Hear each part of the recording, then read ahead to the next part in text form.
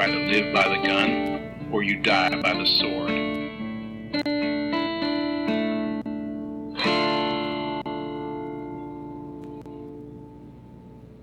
Welcome to The Good, the Bad, and the Weird. I'm Nicho. And I'm Chris. And listeners, we're going to take you deeper than we've ever taken you before. We got to go 3 levels deep for this episode. Yep. We're going to cover Inception. Aw, yeah. Bum bum. I have never been more angry researching a movie yet. I heard. And I gave up on... I at least gave up on Clue early on. As you're supposed to. Yes. Inception wants you to research it, though. That's the thing. That's why people still talk about this goddamn movie. Well, that's the weird thing. They kind of don't at the same time, too. I mean, they did for a while. It lasted a lot longer than I think it needed to. Yeah, because... So, for those of you who don't know, because I know there's some younger audience out there, and I've had talks with people I've started playing online games with who are about my brother's age. Yeah, this one would have missed them. My baby brother's age. Yeah. Who know of Inception. But haven't gotten to it? Have never seen it. And we're talking like people in their early 20s still. Yeah. I mean, yeah. This movie came out in 2010, so like, it's on that edge, and like everyone had already seen it at that point. No one was gonna go rewatch it. Yeah. Yeah, makes sense. And so for those who aren't aware of it, Inception was a 2010 psychological sci-fi heist movie directed and written by Christopher Nolan. Yep. I think it was like his big project just after The Dark Knight. He put it on hold so that he could do The Dark Knight so this could have a bigger budget. Okay. And it's starring Leonardo DiCaprio. Everyone's favorite. Joseph Gordon-Levitt. And I think it's our 3rd DiCaprio movie, too. I think this is our 3rd DiCaprio movie, which honestly, I'm impressed we've only done 3. Yeah. Let's be real. Yeah. Man's in so many movies. Yes. And at the time, Ellen Page, who I guess changed their name to Elliot Page, I was not aware of that. Yes, they are not Elliot Page. Tom Hardy and Ken Watanabe. Yes. Along with multiple people sprinkled throughout whose faces you will undoubtedly recognize. Oh yeah, this had a large cast. It did. And it was full of people who either went on to do a lot of big movies or had been in big movies and are sprinkled in the background or as a quick character. Michael Caine's in there. Yeah, I love Michael Caine. Yeah. He's such a great actor. And so before we really get into it, Chris. Yes. What are we drinking today? Well, as we will soon fully learn, water is the true embodiment of dreams, and so today we drink ice water. Ice water, and I have a side of whiskey because I found a nice Japanese whiskey that I'm quite enjoying. Fun. And I need to lubricate the anger. Cheers. Cheers.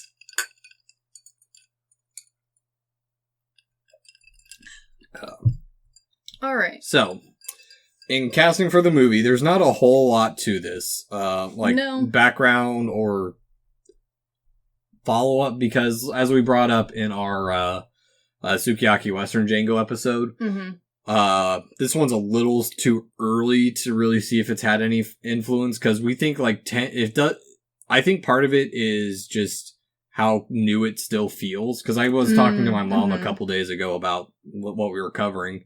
And she's like, really? It's over 10 years old? I'm like, yeah. This came out like right after I graduated high school. Yeah. Yeah. So there'll be a little bit, but not a whole lot. Which at first I was annoyed with, but I'm a little bit more okay with it, and I'll explain that towards the end. Yes. But in casting, DiCaprio was the only person... Oh, yeah, they weren't going to make it without him. ...picked for his role. Yeah. As well as Watanabe's character was written specifically for him. Which, perfect. Because they wanted to use him more in the first Batman movie. The first Nolan Batman movie. But they didn't have a good role for him in it, and so he wanted to... Keep him. Yeah, keep him in something. And so, though it will be touched on a little bit, but not explicitly, just because this isn't one of our comparative episodes.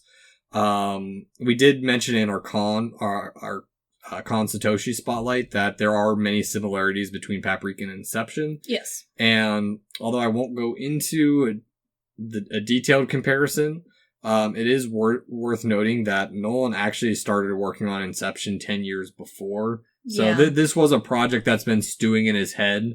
Yes. And he had actually first pitched the idea to Warner Brothers after his third movie in 2002, but had not finished writing it yet. Yeah.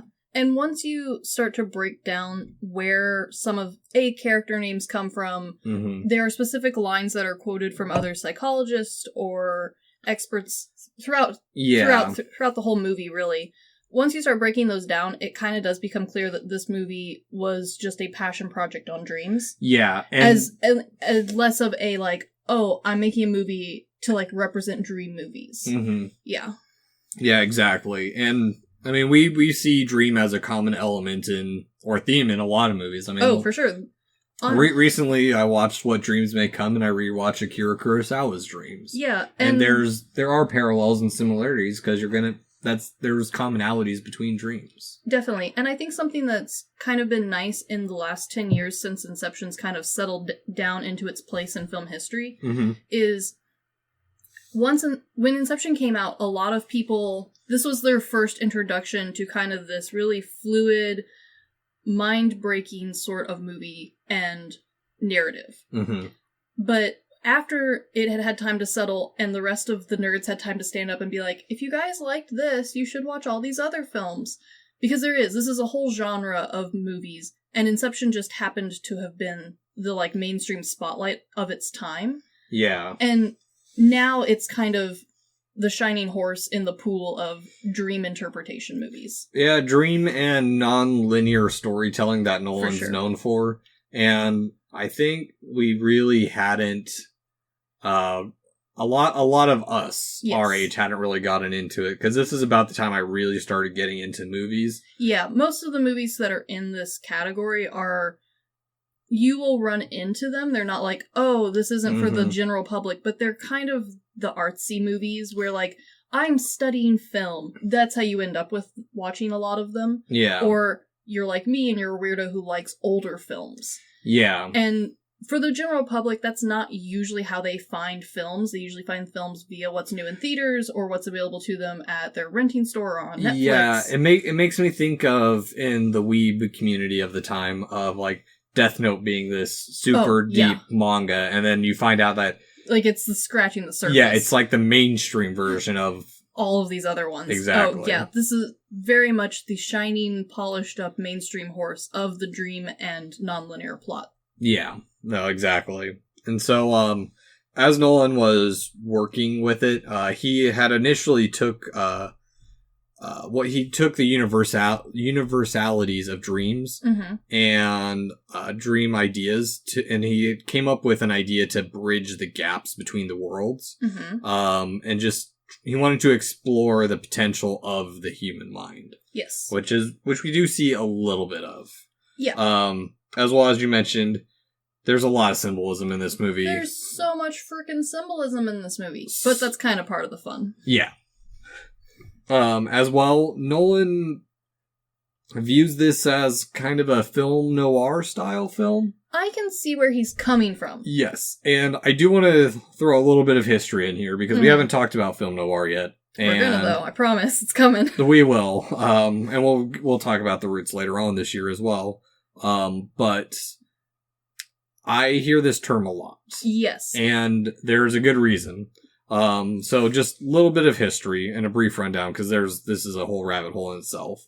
For those not familiar, film noir literally translates to film black, although it's supposed to probably mean dark film in French. Sure. And the term film noir was pioneered by French film critics in the 40s and generally applies to a style of crime films from the 40s and 50s, mainly American movies, that focused on anti-heroes and utilized low-key lighting, shadowy atmospheres, claustrophobia, odd camera angles. Usually a dude in a trench coat smoking a cigarette. Yeah, think a lot of Hitchcock stuff. Oh, Hitchcock is the king of film noir in some aspects. Yes. And so, although the film mainly applies to American productions, there's plenty of other examples of film noir, and it actually traces its roots back to the German Expressionism movement. Two well-known examples for a lot of people is The Cabinet of Dr. Caligari. Oh yeah, most people I think have heard of it at least. Yes, and I actually was talking to my mom about it before you came over too, and Fritz Lang's M. Yes, yeah. And so, without going into too much detail, because again, film noir is a rabbit hole. Oh, is it?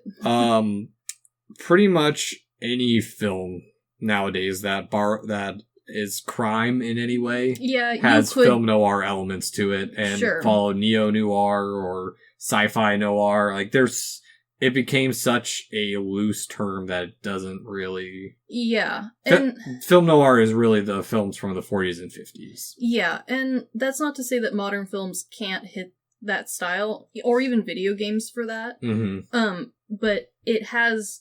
I think a lot of times it gets painted on to films that should have been given their own category. Yeah. But when they came out, or at the time, or the general public didn't have the vocabulary for. Yeah. So yeah, I mean, just brief little history since we do like a little... it definitely has elements. Yeah, we gotta add a little history every now and then. Of course, my favorite.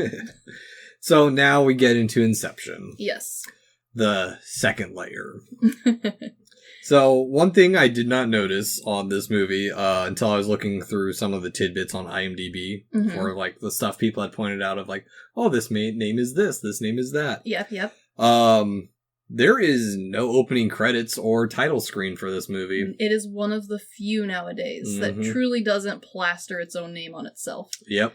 And it does well without it for two reasons.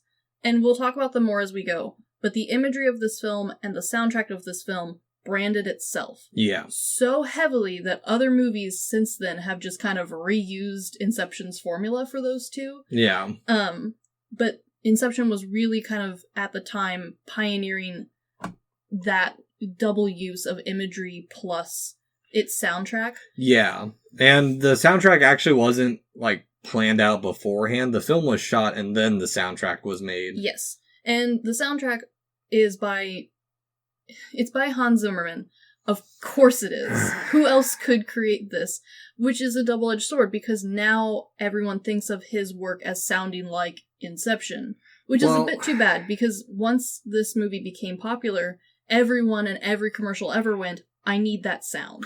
Well, not only that, I mean, I think Hans Zimmer just has a very specific style. Oh, for sure. He what was it? We were watching The Rock for one of the lads' night for last Nick Cage in November. Ah, yes. And because your husband hadn't seen it yet, and we're sitting there, and he's like, "Is this Hans Zimmer?" I recognize that, like the one melody he uses in like all his action scores. Yes, and part of that is his style. Yeah, he's very good at taking a theme and playing with how long it stretches or how quickly it's played to create a different atmosphere throughout the movie. And he really perfected it for Inception. Yeah. But it did kind of brand him so heavily that you can pick him out of a crowd. But I mean, yes and no, because this is also a weird step back from what he's done previously, because there's not really a major orchestral. No, this is a very much... synthesizer. It's almost... Yeah, once you hear Inception, you will rehear it in everything, from Avengers all the way down to every single car dealership that needs a fancy title screen. Yeah, a little bit like Arrival, too. Yeah, Arrival has kind of that similar, like, otherworldly drone, where it's not violins, it's not a cello, but it kind of could be a string instrument. It's not the hurdy-gurdy. No, bless the hurdy-gurdy. Our favorite droning instrument. My favorite droning instrument. But yeah... The impact that the music had really did help brand this movie without the need of it to actually say Inception. Everyone, from the second the trailer played, knew exactly what this film was. Because it was the only one at the time that had been doing this. Yeah. And so we actually open up with a man waking up on a beach as children are playing and a gun is pressed to his back. Yep. And then the camera tilts up to look at a Japanese castle that's overlooking the beach. Beautiful. So, one thing I will also bring up is the use of architecture in this movie is quite interesting. It really is. This will probably be our most architectural heavy episode. For now. For now. We've got some bitching to do about other ones, don't worry. Yes, there's so much. Oh, what was it? We were watching Willy's Wonderland a couple weeks ago. Yeah. And they fall through the ceiling and there's no, like... Stupid things we wouldn't know. We would notice. There's no insulation. There's no substrate. There's no structural pieces. No ductwork. No, it's just acoustical tile that falls down. Ooh, someone was real lazy with that ceiling. Yes, and then the hole's not there in later scenes of the movie. Up. Yeah. Someone put the tile back. Exactly. And so, for me, the castle feels a little jarring.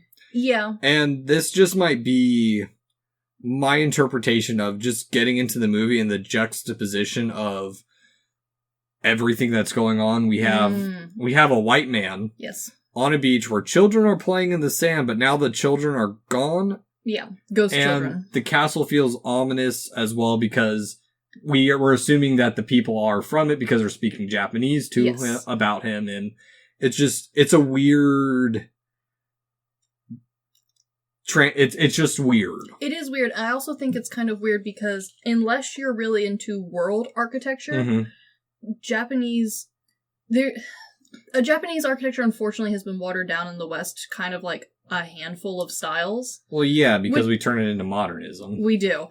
And also just history in general and our history books, lack pictures for most of us. I mean, they'll have some, but like, it is impossible to get enough pictures into a history book to accurately show, especially architecture. Yeah. Because yes, you know, maybe that is a good example for that decade, but like, how do you compress that one image for the entire century? Well, so there's actually a little bit to that. The production designer Guy Hendricks Diaz in one of the special features, by the way, that's where all my information is coming from, is from these special features. Oh, they were great. Yeah, they gave enough information to keep you interested. I will say the shooting script that I read. Yeah, a little. It's got a nice intro in the beginning, and then there's that one where someone just copy and pasted the script, and it's awful. Yeah, that's disappointing. But anyways, Diaz says that the castle was designed after the style of the 15th and 16th century castles, but the idea was that a modern man had taken over it and had made changes to make it modernized. And so you can definitely tell that, and if you're not accustomed to seeing world architecture, especially historical architecture that has then been updated, which is a weird subcategory of architecture in and of itself, and it's kind of a newer thing to look into architecturally, something that I've been getting into because there's a ton of shows right now on Netflix and on Hulu and everywhere where they take an older home, especially in Europe or pretty much anywhere that there's older homes, aka not the Midwest, and they're redoing them for either Airbnbs or updating them to see if it works better for the family. And I'm not here to talk about whether or not that is good or not, but I will say that trying to get a general audience to process that without them going, that feels out of place. That's not what a castle looks like to me. I think that is why the scene feels not just foreign, but like off and foreign. Because you recognize that you're in a different place, you're probably in Japan, but that castle doesn't feel right. Yeah, there's just something about it that's not... It's not quite right. Yeah. It's on that edge of, like, uncertainty. I think part of it, too, is just the mixture of ancient and modern. Yeah. Because all of them are armed with heavy modern weaponry. Oh, yeah. It definitely gives that, like, weird, like, uncertainty.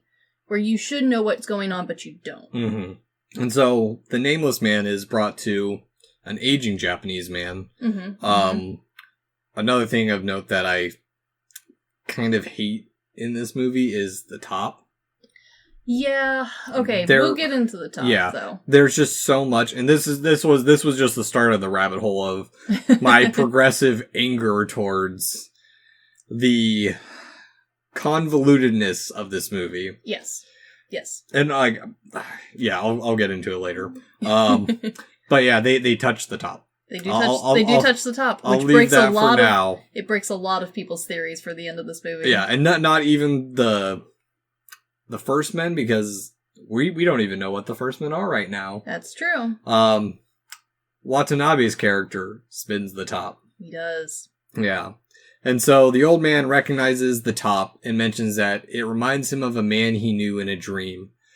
And we cut back to the past where Or when he was a younger man. We cut to the past where the man from the beach is now introduced as Cobb and is trying to negotiate with the Japanese businessman, but younger. Yes. And so Cobb and his partner, who we learn is Arthur, are dismissed because the old man's not, or Saito, Watanabe's character's name is Saito. Nice. You tell him, Hobbs, say this is my pile. Sorry, cat's fighting. Saito has caught on to them and dismissed them. Yes.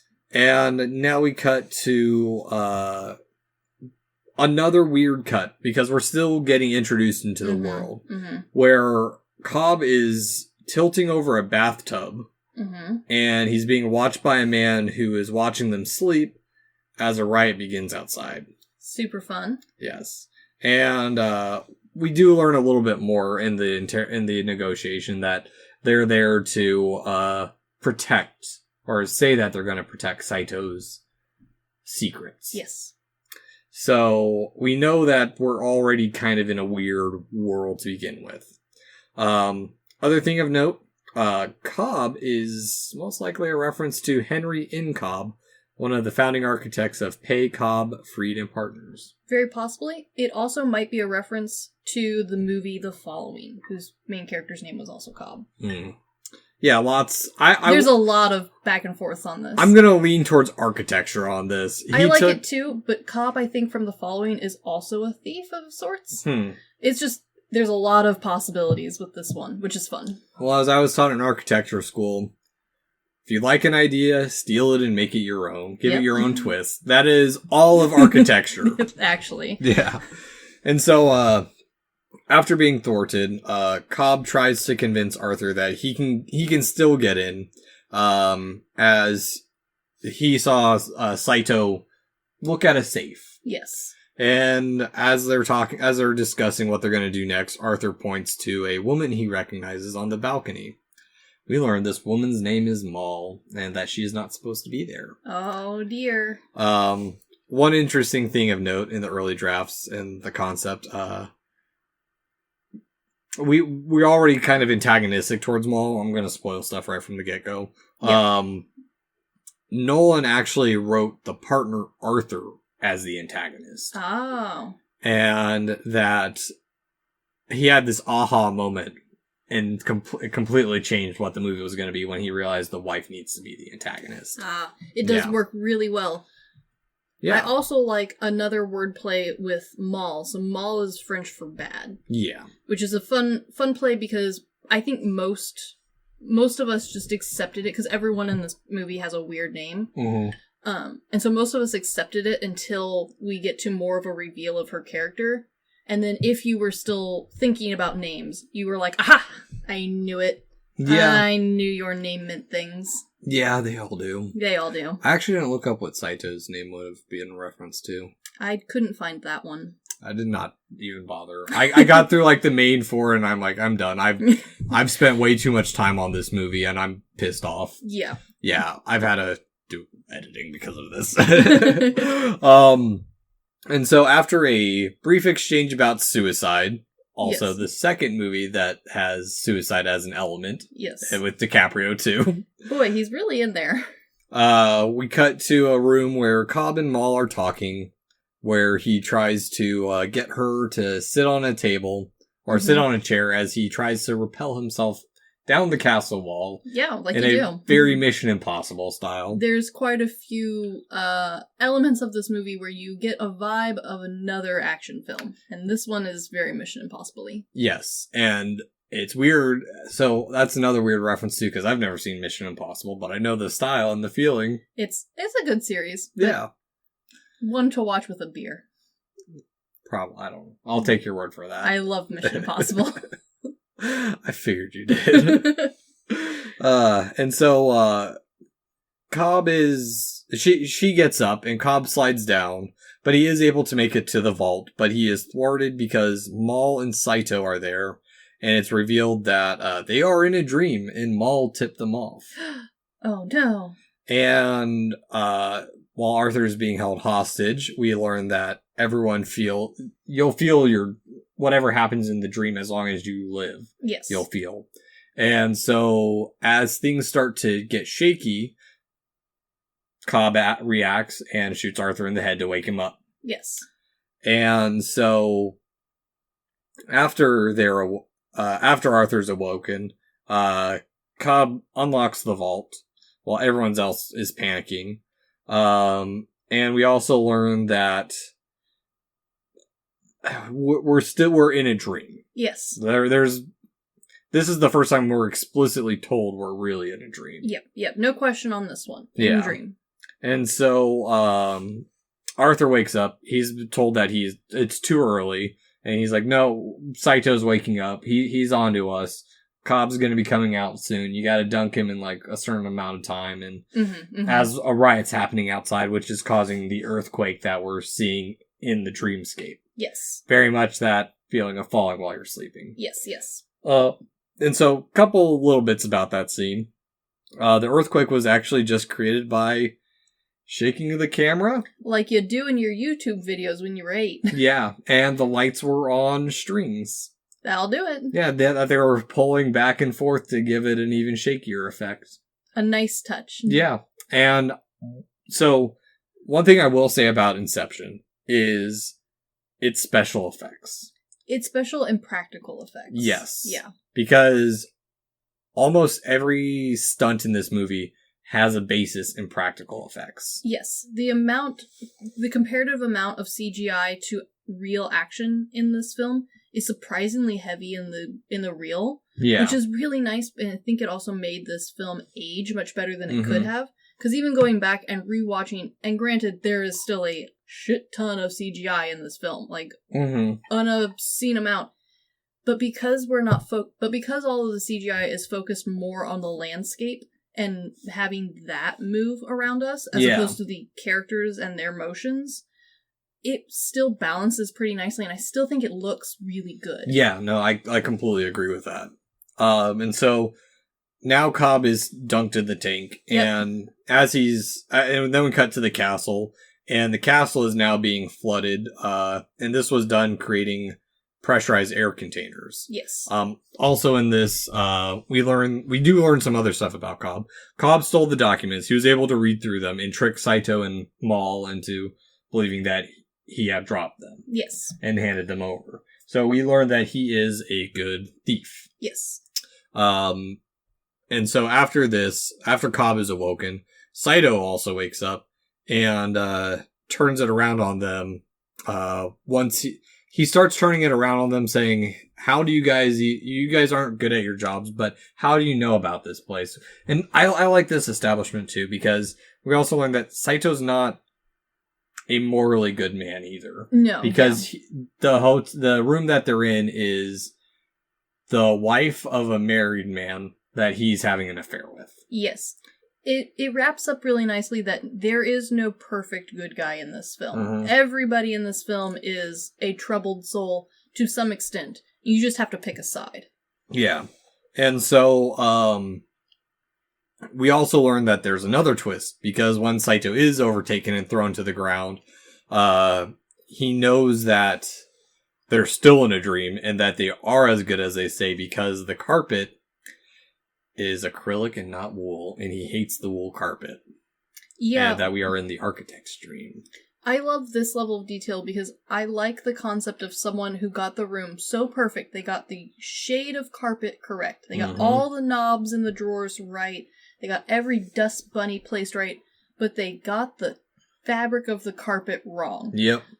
That's hilarious to me. Yeah, no, I mean, it's pretty solid. And so, as the room is stormed, the group wakes up on a train in Japan. Yeah. Which is probably where actually, no, I heard Japanese trains are pretty smooth. I was going to say that maybe that's where the earthquake comes from, but...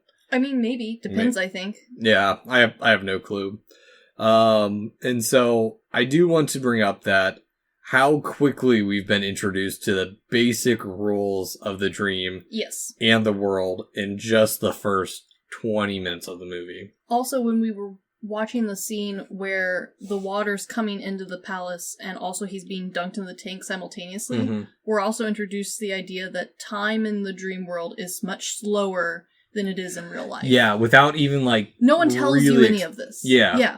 You just have to absorb it and know it. And it works perfectly. I don't need someone to verbally tell me in the movie the rules of the movie. Yeah. And so this first bit, spot on. Yeah, we're already told it's going to be some kind of action movie. Yep. It's a heist movie. It's a heist movie. We know we're in dreams, but we also know this is going to be a mindfucker. And it's not going to be a mindfucker where at the end all is twisted. It's going to be a mindfuck throughout the whole movie. Exactly. So now we cut to a hotel room where Cobb spins the top on a table with his gun at the ready. Yep.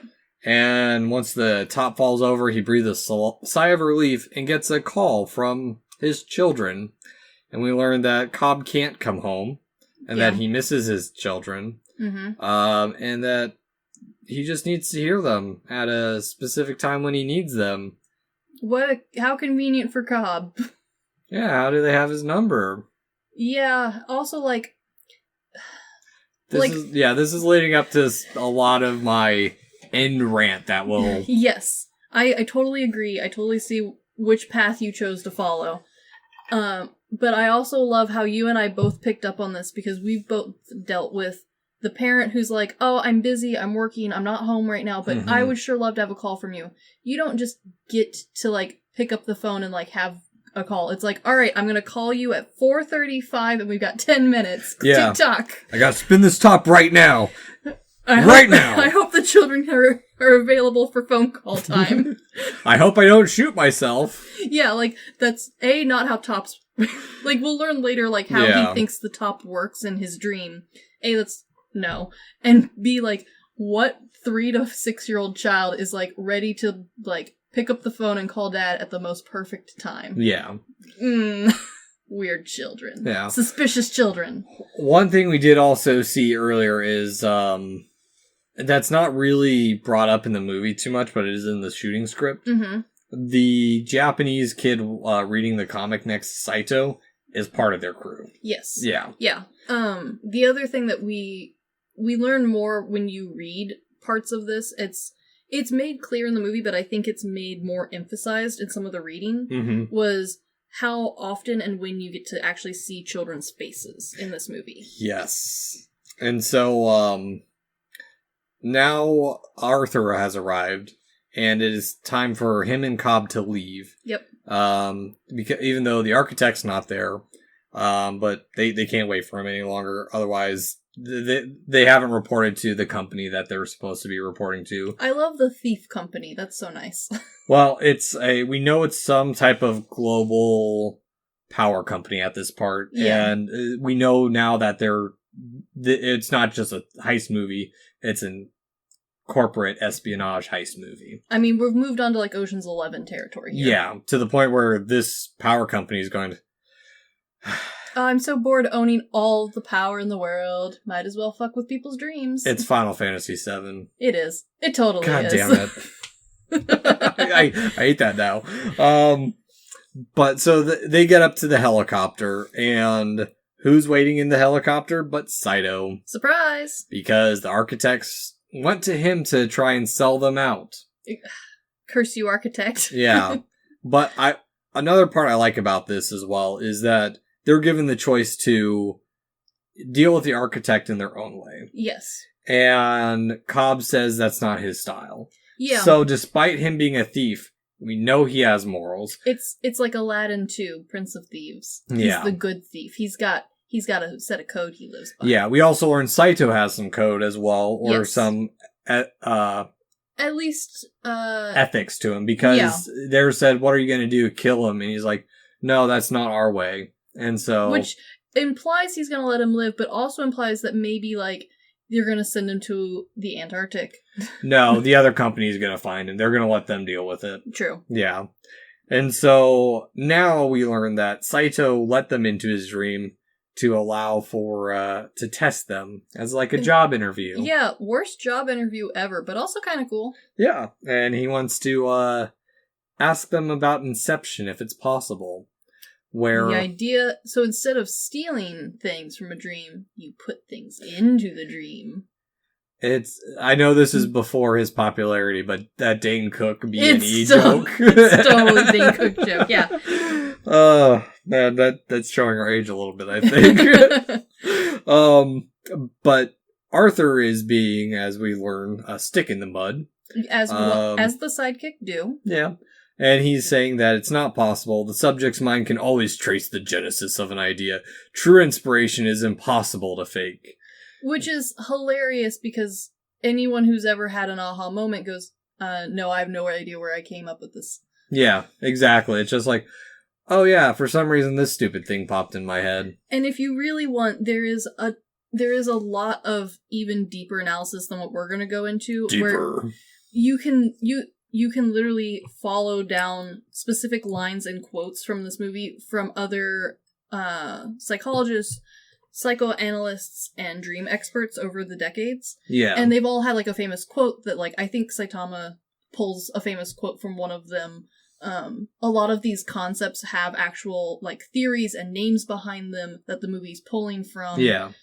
If you desperately want, you can go like line by line down this movie. We don't have time for that. You will lose your mind. If you do get the Blu-ray version, there is a like short 40-some minute documentary on dreams. Yeah. Like, it's not even a documentary on the movie Inception. It's literally about the dreams. And it's not even a full, like, comprehensive thing. I found a rabbit hole of the history of psychology and psychoanalysts and dream experts dating as far back as I could go, and I got about 45 minutes through that bad boy. Yeah, which I think is interesting about movies about dreams, because we always devolve to the Freudian thought of dreams, even though we know Freud was... A bullshit. Yeah, coked up and full of shit. He was full of shit. Granted, some of his ideas were good bench spots for other people to come back and reinvestigate with, like, no coke in their system. Yeah, I think Freud definitely had a mother complex. Yeah, he did. And he missed the mark on a lot of stuff, but he scratched an itch that started people in the right direction. Yeah. But the process of learning about and analyzing and thinking about dreams has been a forever subject of the humankind. Yeah. And so, like, yeah, a lot of us start with Freud, but, like, there's people before him who we still quote, we still think about their interpretation of dreams, whether or not that's been disproven. Yeah, so. Part of that is the whole, like, water concept that we talked about earlier. That was something that a psychoanalyst brought up, that water is the symbol of dreams. It comes in often and frequently, flowing and all of this sort of bullshit. Beautiful concept. Doesn't really mean anything scientifically, but we still tie it back. Yeah, which... I mean, when you brought up water when you first came over, I wasn't sure where you're going with it, because anytime I hear water, for some stupid reason, it makes me think of Bruce Lee, Be Like Water. Be like water. Yeah, Be exactly. like the dream. Fluid. But, I mean... Loosey-goosey. Yeah. I mean, all descriptor words that we've now applied to dreams that I'm sure if someone had come up and said, no, dreams are more like sand. Yeah. We would have associated sand with dreams, but we don't. Yeah. And so, Cobb contradicts everything that Arthur said up until this point. Yep. And he says that it's possible, but he's not going to do it. Sounds risky. Yeah. And so, Saito tries enticing him with, implanting the idea that he can get him home. Yeah, and, wouldn't you like to go see those children faces you haven't seen yet in this movie? Yeah, and we learn that he wants to incept an idea into the rival company, the ones that they were working for. Ooh. Yeah, but they're like, no, we're not going to do it. And he's like, all right, well, you have my number. Call me. Call me. Call me maybe. And so we know Cobb's into it. Yeah. Because he says he is now off to Paris to speak with his father-in-law while Arthur's going to lay low in America. Yeah. Which we assume now America is a safe space in this movie. So they're kind of working in sketchy parts of the world. Yes. Per se. The shadier alleys. Yes. And so Cobb now to Paris in search of his what I assume is his father-in-law. They never really explain their relationship. No, honestly, for all we know, this is just an old man neighbor that's watching his kids. Yeah, well, we know he's related to him. We don't know if it's his father or his father-in-law. True. I'm assuming father-in-law just because the way they talk about Maul in the movie. Yeah, and also, I feel like the distance he puts between him and this father figure feels more like you are so tied to the memory of my poor sad dead wife, I can't possibly spend all of my time with you. Yeah. But I also can't leave you. You mean so much to me. Yeah, exactly. And so he meets them, and he meets with him. They have a little bit of banter, and that he needs a new architect. And we know he's at the Beaux Arts de Paris. Yes. And for those who don't know, this is a highly prestigious arts and architecture school that... It's very fancy. At least architecturally peaked in the 1800s. But even though it peaked in the 1800s, if in the architectural circle you bring up, like, oh, I studied there, even for a semester, like, it still has a little bit of a, resume shine to it. You smell your own farts a bit more. Yeah, you do. Yeah. It's one of those schools. It is, but, like, it would be cool to go. Yeah, I mean, I'd be smelling my own fart if I went there, too. For sure. Yeah, it's just easy to poo-poo on it. Oh, yes. Yeah. And so, in this meeting, with a little bit of exchange, there's a little bit of banter about Cobb needs to return to reality. Yeah, come on, dude. Get yourself together. Yeah, and that, his children miss him. Boy, sure would be nice if Daddy woke up. Yeah. And so, the father-in-law says well, first off, Cobb's there because he's, as the father-in-law puts it, there to corrupt one of his best and brightest. Yes. And he needs and that Cobb needs an architect, or Cobb says he needs an architect that's as good as him, and he says, I've got one better. Ooh, high praise. And we are introduced to Ariadne. Yes. Her name is based off the Greek mythological thread that helped Theseus out of the labyrinth after he kills the Minotaur. Yep. It's also the escape item in Etrian Odyssey, the game series. Yeah, that's how I know that one. And so Cobb begins to test her by saying she needs to design a 2-minute maze that takes him 1 minute to solve. Yes, and I pause. I like her solution. I think at this point everyone has at least seen this scene where she starts drawing a square maze on the grid paper, gets frustrated, flips it over so that there's no grid lines, and draws a circle maze. Adorable. I have paused this video. You can't solve this maze. No, She made 2 dead ends. Good. You physically cannot solve that maze. I'm glad you paused, because I didn't even think to do that. It bothered me so much. I had to know. Because also, like, I know the theory of the, like, concept was like, oh, well, circle mazes take longer to do. That's not necessarily true in real life. It depends on what you're better at, what you practice more. That's just the nature of puzzles and mazes, is how often do you do them, how good are you at them, and also, like, some people just have a better sense for them than others. Yeah. And so, yeah, some people have more trouble with a circle maze, whereas other people would be much better at a circle maze. Yeah, it's like 3D puzzles versus 2D. Yeah, exactly. Yeah. And so, also of note, the maze she draws is similar to the one of the Minotaur in the Greek legend as well. I think that's honestly the whole reason they, baited the audience into believing that bullshit. Is so that it could be a cool Greek reference. Yeah, no, it's just... It also looks cool. It's just Nolan putting a bunch of minuscule shit into this movie. Yes. To make you think way too hard about it. It also is a very great visual reference for thinking outside the box, which I was then spieled to in college multiple times. Thank you, professors. I hate it. It's so stupid. Because it's on grid paper, you can't draw a circle. Yes, you can. Yeah. We do it all the time. Exactly. And so Cobb now is teaching Ariadne how to be an architect. Yes. And we're introducing the interpretation of the reality and the perception of the dream and shared dreaming. Yes. And that reality is constantly in flux from what's perceived and translated. Yes, and this is where we start to learn that this movie takes the term architect in the older sense and also the more artistic sense. So the idea of a full mind, a full conductor Yeah. of the world, as opposed to what the more modern interpretation of architect is. Yeah, where, because for those who aren't aware, because there's a lot of people who don't know the disconnect of, like, when architects became more what they are today. Back in the day, architects used to be the engineer, the interior designer. They used to be everything. The furniture creator, the stonemason. Yeah, like think arts and craft movement being the last one, really. Yes, yeah.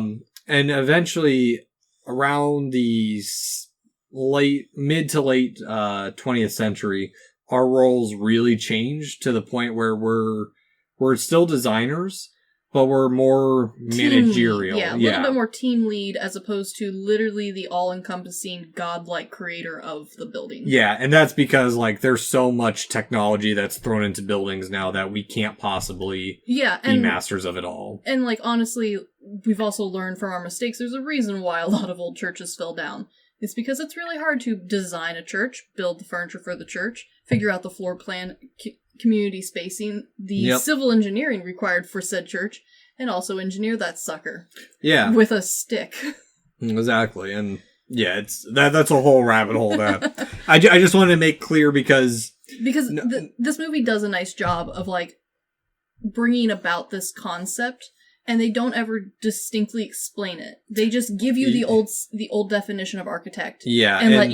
And let you deal with it. And I'll get into that just in a little bit. I actually have something specifically written out for that concept. Of course.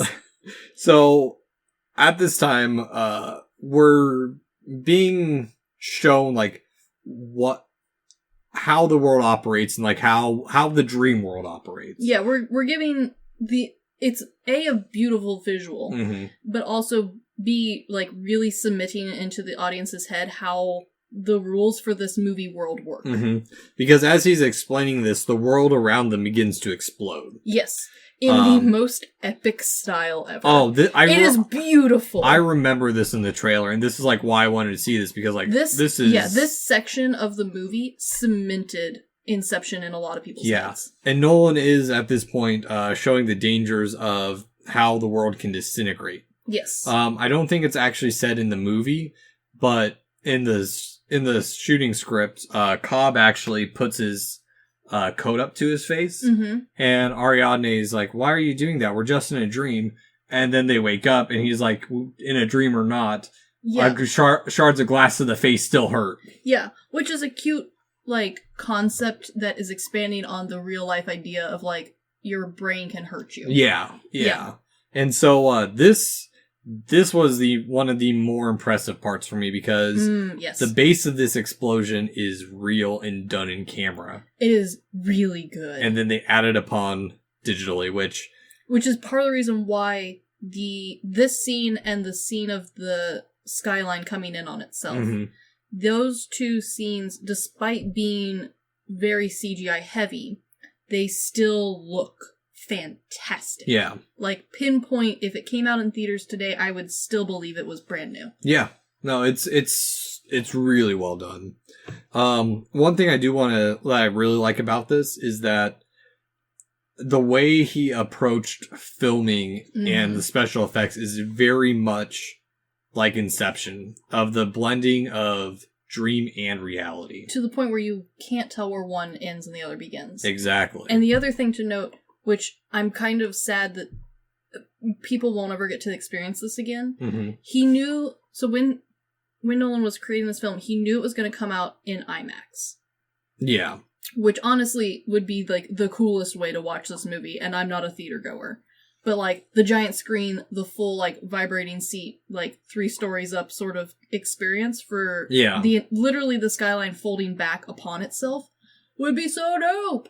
But at the same time, he was offered the ability to turn this movie 3D because they saw this scene, or the setup for the scene, they went, this would look cool 3D, we should do it in 3D, and he went, no. It's not going to be the right effect. Yeah, because and I love that he did that, because every 3D movie that I've seen is either poorly done 3D. Yes. Or it panders too much to 3D, I'm looking at Silent Hill 3 or Silent Hill 2, 3D or whatever the hell it's called. Yes.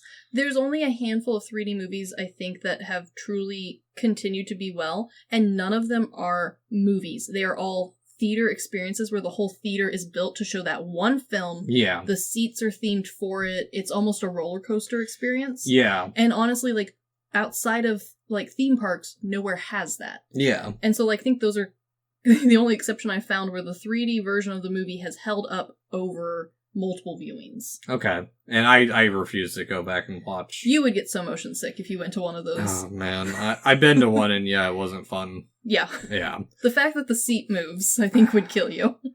It's more the visual. The visuals are tough, too. My Yeah. favorite is the one that blows bubbles at you in real life. That was great. I loved that movie. I don't even remember what it was. I think it was the Bugs movie from Disney World.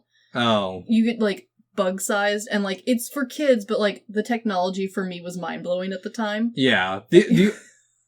I don't know why, but every time you bring up Bubbles, because I think it's one of the first times we really talked about exploitation movies and, like, extreme movies, that ninja movie where the chick blows bubbles out of her vagina. That is that every time you bring up Bubbles. That's my level of exploitation film, bubble vagina. Yeah. No, It's so stupid. yeah, it's It's a terrible movie, guys. I don't recommend it. that whole series is terrible. And it is. But also, I bet if you've been on the internet long enough, you know what scene I'm talking about. You've run into it. Yes, I have. And so, with this effect, back to the movie, Paris was not really thrilled with live explosions in the streets. You don't say. A historical city that's filled with people doesn't want explosions? No, not at all. I can't blame them, let's be real. And actually, at this point, I do want to talk about the architecture of the movie. Which, it is actually pretty good. So, we have my interpretation of this. Mm-hmm. And I know I'm looking into it way too deep. Up until this point, we've had a hotel, an airstrip that read as modern and contemporary. Yep. The only parts that we've had real danger was in the, not really even in the Japanese castle, because it felt like things were still controlled. Yeah. It wasn't chaotic. In the apartment is when we start to feel the danger. We know it's a seedy part of town. There's protests. There's a riot going on. That's true. Yeah. Yeah, it's meant to feel like somewhere maybe in the Middle East.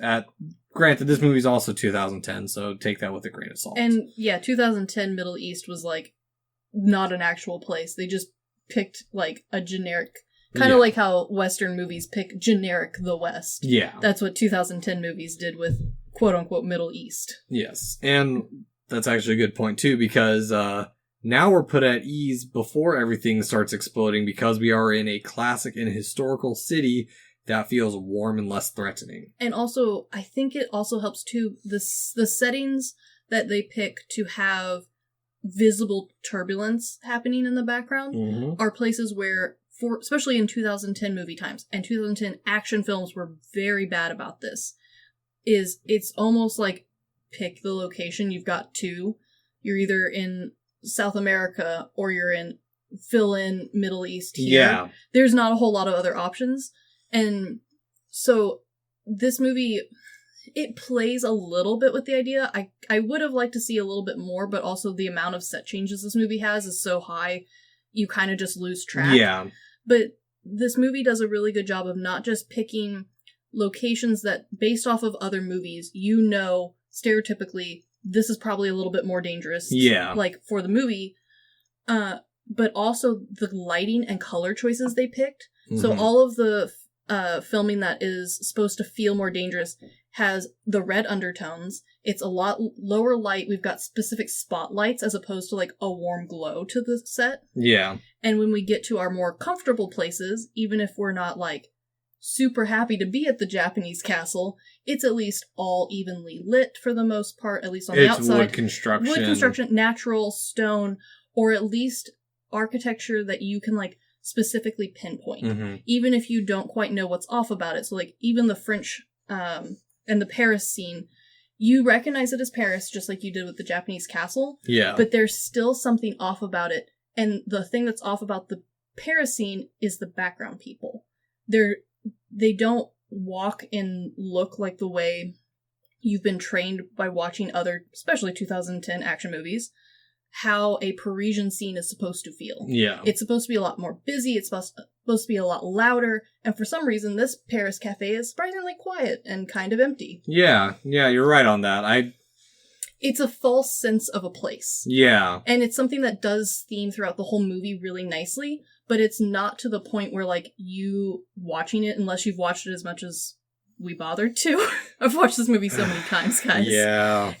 And especially since we're architects and we look at this, and I was also trained for interiors, which is very people-focused and like flow-focused, so I spend a lot of my time going, that's a terrible place for a person to stand in line. Yeah. And so if you're not looking for it, you wouldn't notice it, but it adds that hint of, like, something's wrong with this Paris cafe, even before we start exploding. And for me, I know I personally don't pick up on a lot of, like, those subtle color changes just because I don't see colors well, so... Yeah, it's one of those things where once you start, like, looking for it, you can be like, oh, the lighting's like this, and they chose to have exposed outlets here, or exposed edges of rough rugs, as opposed to a nice, very stereotypical Parisian cafe. Yeah. It's all thought out. Yeah. And so, now awakened from the explosion, we learned more about the technology itself. That it was developed by the military to train their soldiers. At this point, what's not developed by the military in action films? Actually, there's a lot of technology that came from the military, and that's... you're not wrong, but also, like, in movies, it's so stereotypical. And the military... The military did it. Quote-unquote aliens. I have not talked about aliens in a long time, and it's... We need to get to an alien film soon. Yes, we do. And so, it was eventually, we learned it was brought to the civilian world, and it's not really, quote-unquote, legal. Oh, good. I love a not super legal military device in civilian hands. And so, we learned that the architects' roles were brought in during the military days because we needed the architects to create the world, which infers that the architects are truly also architects in real life, but as you brought up... The more broad, old school sense. Yeah, exactly. Yeah. And which... One thing that...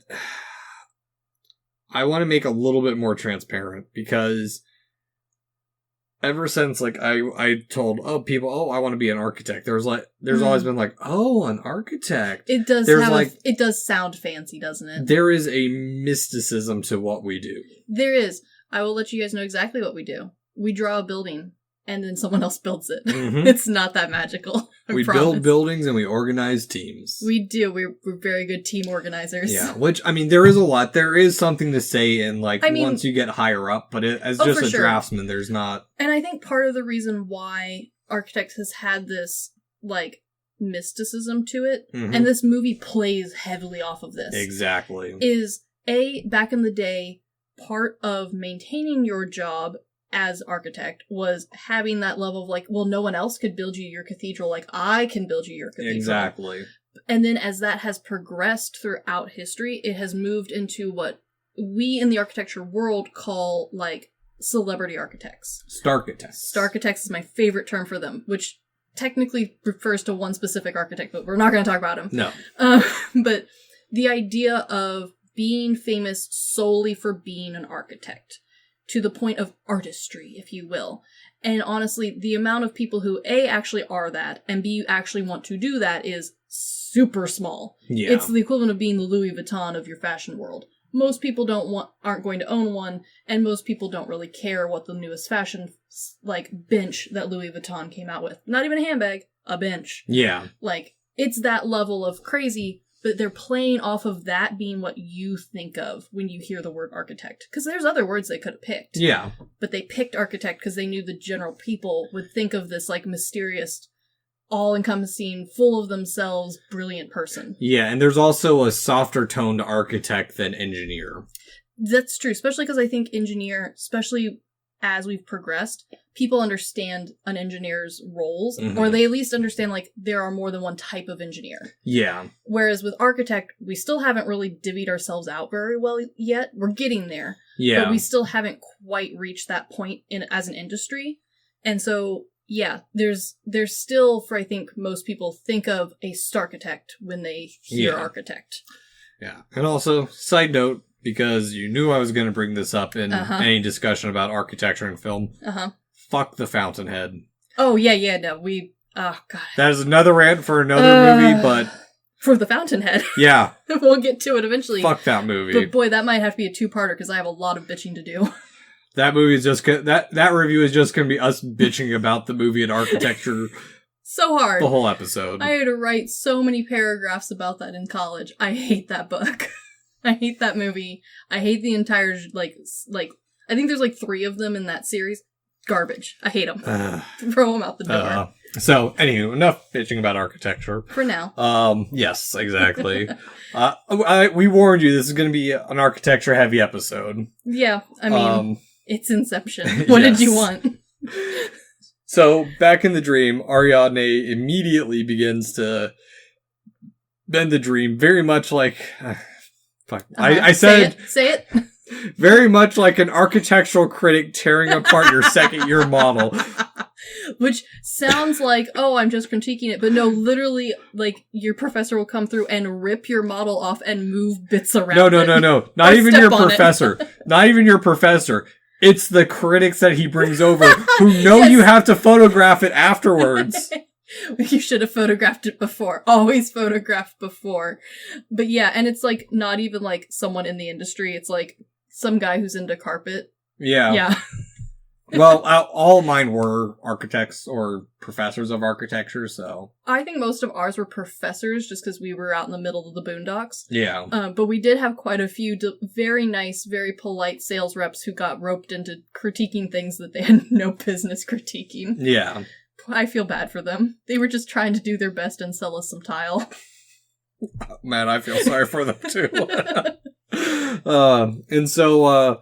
while she's changing stuff, we learn quite a bit about how the subconscious works in this. We learn that it is very dangerous for anyone making foreign changes to it. And the more changes you make, the more it becomes aware of your presence. Yes. Though I will say that this part where they transition from one place to the next with the mirror it is very much like Paprika. Yeah, it is. It really is. But it is still nonetheless a really cool transition between locations. It is. Yeah.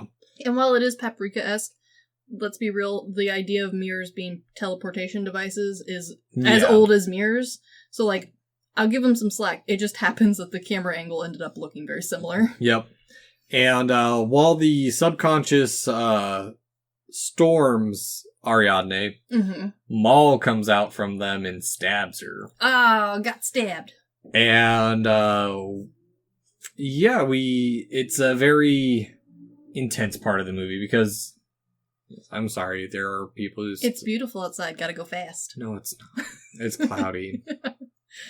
And so we learn that how intense the subconscious can be and how uncontrollable it is. Yes. The danger is real. Despite being able to have all this artistic freedom, there's still danger in it. Yeah. And also we are explained what a totem is. That Ariadne will need a totem, but she's like, no, I'm not going to do it. As Cobb goes to spin his totem. Okay. So we learn that the totem is a little device that you bring with you into the dream that only you know the outcome of. And that device tells you whether or not you're still dreaming.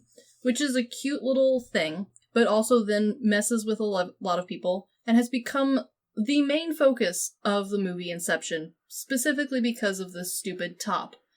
I hate the top. I hate the top too. And so we're given other examples of totem. The best one, I think, is a loaded dice that the sidekick gets... Arthur. He gets to carry around, and no one else can touch it or roll it specifically because it's loaded and he's the only one who knows how the dice falls. Yeah. Which is great. Love it. A top only does one thing. If the top had dots on it or a line to tell you, like, oh, if it always lands with the line down, that would be arguably different. Well, they do explain it to the point where... They give it sentimental value. Well, so in the dream, the top will just spin and spin and spin and it will never fall over. If you're in the real world, it'll fall over. Which is fine, but also, like... This movie does a really... Like, they spend... over half the movie convincing you that dreams you can kind of do whatever, but also it is still bound to somewhat to real world consequences. Yeah, it's also such a stupid part in it because one, actually this brings up a lot of stupid questions about this. If you're sharing the dream, I know the people have a little bit of control over it. So why doesn't just the architect take one? Since they're the one in charge of the dream? Yeah. Yeah, there's a lot of, like, totem questions, and I'll get to my theory at the end. Okay. Because that's part of the fun of Inception, is because of this totem conundrum, even though there would have been multiple endings without it, because of it, and because of how they chose specifically to film this specific totem, everyone and their mother has a different idea of how this movie goes. Yes, exactly. So, anywho, back to the movie, because that is a whole rant for the end. Ariadne leaves, and Cobb says that she'll be back, but she's the best he's ever seen. Yeah, she's had a taste. She'll be back. Yeah. Yeah, which, I mean, yeah, as an architect, that sounds dope. Yeah. And so, he tells Arthur that he's gonna go, find someone. And he's like, oh, we don't need a thief. He's like, no, we need a forger. Ooh, bum bum bum. Ooh. A new role has entered the chat. And they find the forger, Ames, gambling in Mombosa, as he, and he's more open to the idea of Inception, but he says it's really, really fucking hard. Yeah, sounds difficult. I don't know.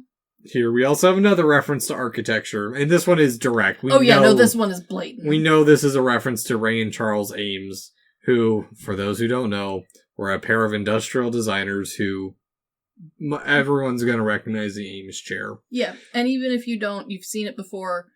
They are very interesting, and they did more than just the chairs. I recommend looking into them. Well, and while I love the chair... Their toys are so much better. Well... Their toy designs were super cute. I'm tired of seeing their chair and the Corbusier chair as the only, like, high-end chairs that are ever shown in movies. Once we get to a good one, I'm going to bring out my book of chairs in movies, because there's like 5, but once you see them, you're going to be like, goddamn egg chair, stupid tulip chair, in everything. Yeah, that's a whole other... It's a lot of fun. Spot the 5 famous chairs. To the point where it pisses me off a little bit at times, too. I'm looking at that stupid Hellraiser movie with the I Am Chaos guy. I love how they also put the Eames chair in places where it's like, oh, I'm just a poor college kid. Yeah. Why do you have an Eames chair then? No, These chairs are fucking expensive. That's exactly why I hate that Hellraiser movie, is because, like, the guy's supposed to be down on his luck and he's got goddamn Ames chair. And even the reproduction knockoff ones are still a couple $100 at your cheapest. Mm-hmm. So, like, if you find one less than that, you got someone real sketchy. Yeah, exactly. You got a sketchy chair. Sketchy chair just, I got something for you to sit on, baby. We need to get into chair design, because there's a whole bunch of sketchy chairs that were like specifically designed to be sketchy ass chairs. We'll save it for a spotlight episode. We will. And so while he's convinced Ames to join them, we learn that the idea for Inception has to be super basic and simple. And Cobb says, well, we want to implant this idea for a guy to take down his father's corporation. He's like, well, now you've got political, you've got all this other crap thrown in. You gotta make it simpler than that. You gotta go real basic. And so, we also know now, or he informs Cobb that he's been followed. Oh no! Ding dun dun. And now Cobb on the run. We learn that he is both capable inside and outside the dream world, which is, really nice for an action film. Yeah, convenient. Very convenient. And after narrowly getting through a pair of buildings, which I don't know code. I don't know Mombasa. I actually should have asked my buddy Marcellus about this. About the distance between buildings? No, just, I don't know if he's been to Mombasa. He's from Kenya. Okay, so, yeah, everywhere has different codes. Yeah, Mombasa is the second largest city in Kenya. He'd know at least a little bit about it. Yeah.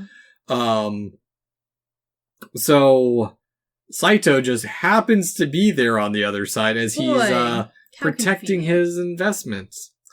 He's such a convenient man. Yeah. And now, architecturally, I want to talk about a few things in this movie at this point. Setting-wise. Yes. The warehouse that they are using for their hideout, and the portion we're shown of Mombasa, this is why I probably should have asked Marcellus about this, is that they feel, and it's not necessarily a representation of Kenya as a whole. Sure. Big place. We're given areas that are exotic to hide, and also kind of the skirting of society. They are super stereotypical looking for an action film. The only thing missing is the beer cans on the ground. Yeah, no, exactly. Yeah. And so now we cut to Arthur in the warehouse as Ariadne returns, and he begins to teach her about paradoxical architecture with the Penrose stairs. Which are the classical drawing of a set of stairs that, depending on where you look at it, never seem to go down. Yeah. They are always going up.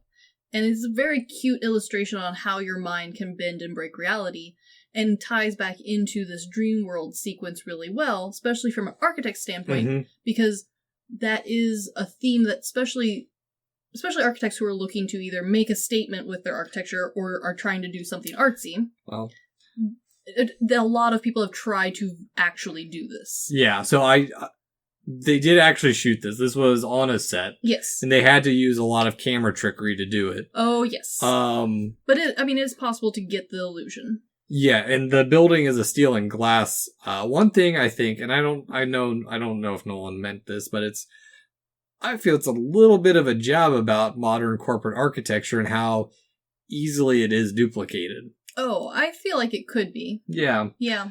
But that's just my theory. Yeah. So, and as they both are talking after showing her the stairs, they both know of Maul. Yes. And they suspect that they don't know if she's interrupting Cobb's dream or just preventing his ability to not dream, but to create. Because he can't be an architect. We've also learned that he was an architect too. But he can't do it anymore. He can't do it anymore. Interesting how the conversation keeps coming back to Cobb even though he's not there. Yeah. How convenient. Convenient. It's almost like he's super duper the main character of this movie. Yeah. And so as they now we're back in Mombasa, where they pick up Ames, and they're now interviewing their chemist Yusuf. Yes. And they need to go deeper, and Saito says he'll be joining them. Because why wouldn't the CEO be coming with you? To protect his investment. I get this as an action film, and also, like, they've portrayed him as, like, super cool, but can you imagine our CEO being like, I'm coming with you guys? I mean, he would. He's a dope-ass dude, but, like... Yeah, I mean... He goes hiking with a bunch of people in our office. This is true. So, like, I don't know, maybe. They just didn't really portray this guy as like, all right, I'm ready to shoot people. Yeah, exactly.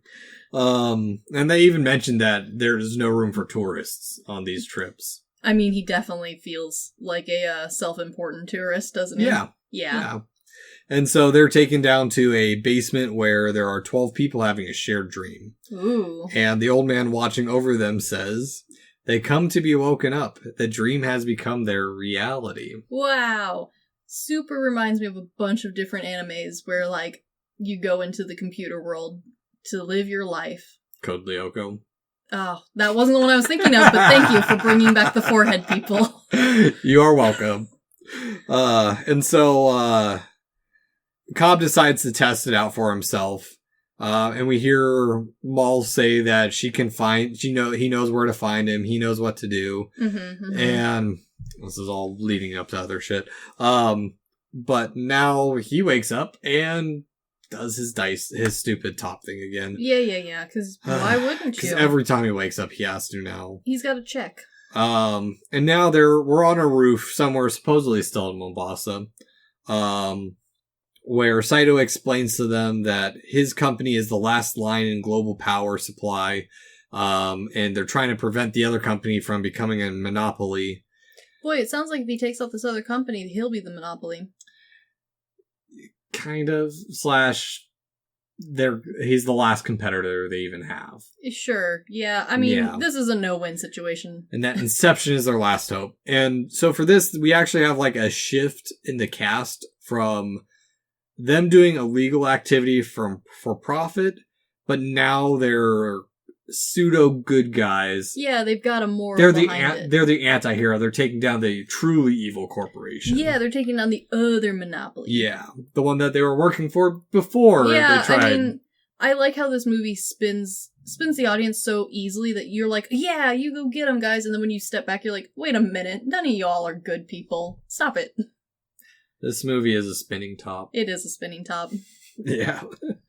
And so they now decide that in order to take down the corporation, they need to go after the strained relationship between our true antagonists of the movie, or our perceived antagonists of the movie. Yeah.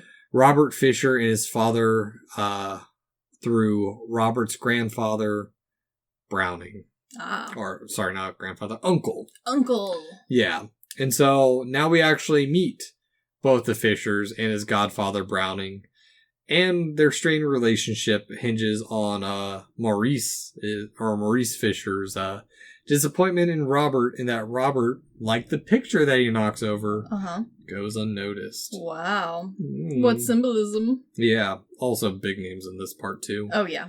And now we cut back to the roof where they're going through the idea of planting the idea in Robert through his godfather. Because nothing sells you harder than someone you love.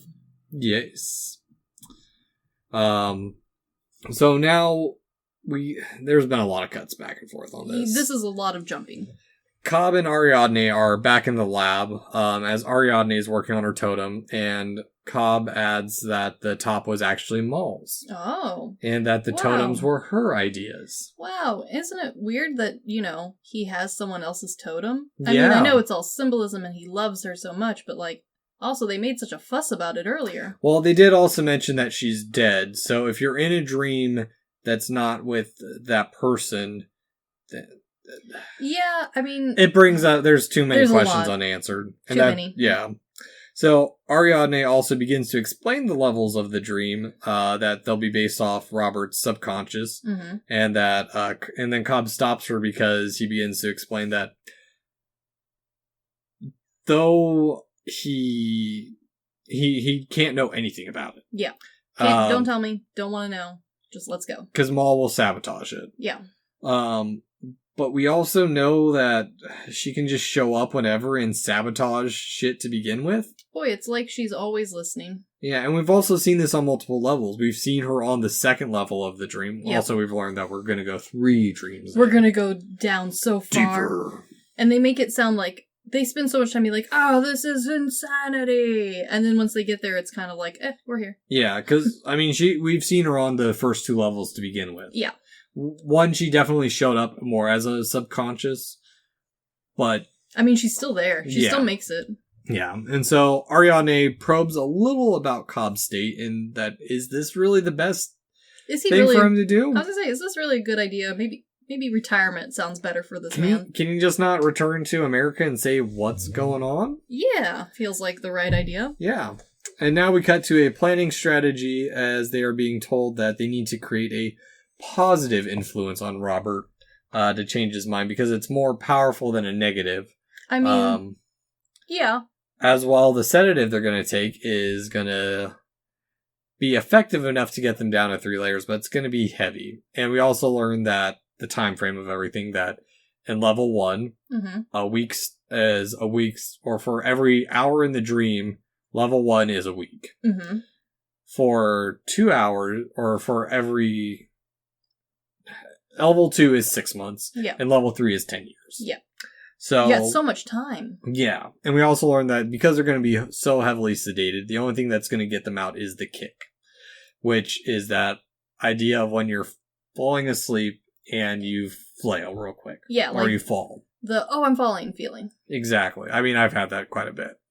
Or I've actually fallen out of bed when I was younger doing that. Yes. And in order for them to actually get into the dream, they're going to need 10 hours to get it all done. Wow. And we learned that Robert flies from Australia to Los Angeles twice a month. Okay. And that out of convenience, Saito bought the airline. Okay, rich man. That's nice. Yeah. I feel like a private plane would have been better, but okay. Well, he bought that private airlines fleet. That's still a lot. Yeah, no, it's still a lot. It's still a lot. But it is still private, because they say that Robert will only fly private. I don't blame him. Yeah. And so, after this, we cut to Cobb asleep in the warehouse, as Ariadne decides to go into his shared dream. Mm-hmm, mm-hmm. And we get glimpses through an elevator of what, as it goes down, of what's going on in Cobb's mind. Cobb's weird, strange mind. And on the ground, on the floor that she ends up at, we're in a hotel room where Cobb is there with Maul, who notices her. Mm-hmm. And then Cobb takes her up to a beach with another memory of Maul, as he explains that this area is a vault of dreams that he wishes he could change, but every time he goes to it, it always plays out the same. Boy, that's just kind of how memories work. Yeah. Funny how they play out the same. It's almost like you were there. Yeah. And so while he's explaining this to her, she decides to, or we learn that, she died, and... Yeah, she's dead. Yeah, 100%. And then, Ariadne goes down again, super deep into his dreams. Yep. Or into his memories, and... She's worming her way down there. She dies, she gets stabbed, and... Is knocked dead? back in. Yeah. It's a stupid little part.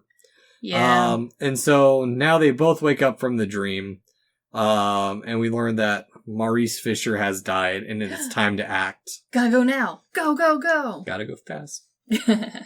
And, so now they all board the plane. The plan is in action. Mm-hmm. They put Robert under. Yep. And they are in the dream. Dun, dun, dun. Where they steal a taxi to abduct Robert. Yep. For some reason, Yosef has to piss in the dream. I mean, okay. Yeah. If you forgot to go beforehand, I guess. Maybe. I don't know. Did someone put his fingers in water while he was, like, in the real world? Totally. That's what happened. Oh, yeah. And so, once they've abducted him, their plan is shot to shit as a train begins to rampage down the street and blocks off Cobb and Ariadne from following them as the other group is attacked by armed guards. Choo-choo, motherfuckers. Yes. Side note, this is also a mixture of practical and digital. Mm-hmm, mm-hmm. The train is real. Mm-hmm. It's a coded semi-truck, and they used a row of cards just to give it an odd juxtaposition. Ooh. Now, the asphalt damage was actually done at the last minute. Ah. To show that the train doesn't fit in and is physically tearing up the dreamscape. I like it. Yeah, I do too.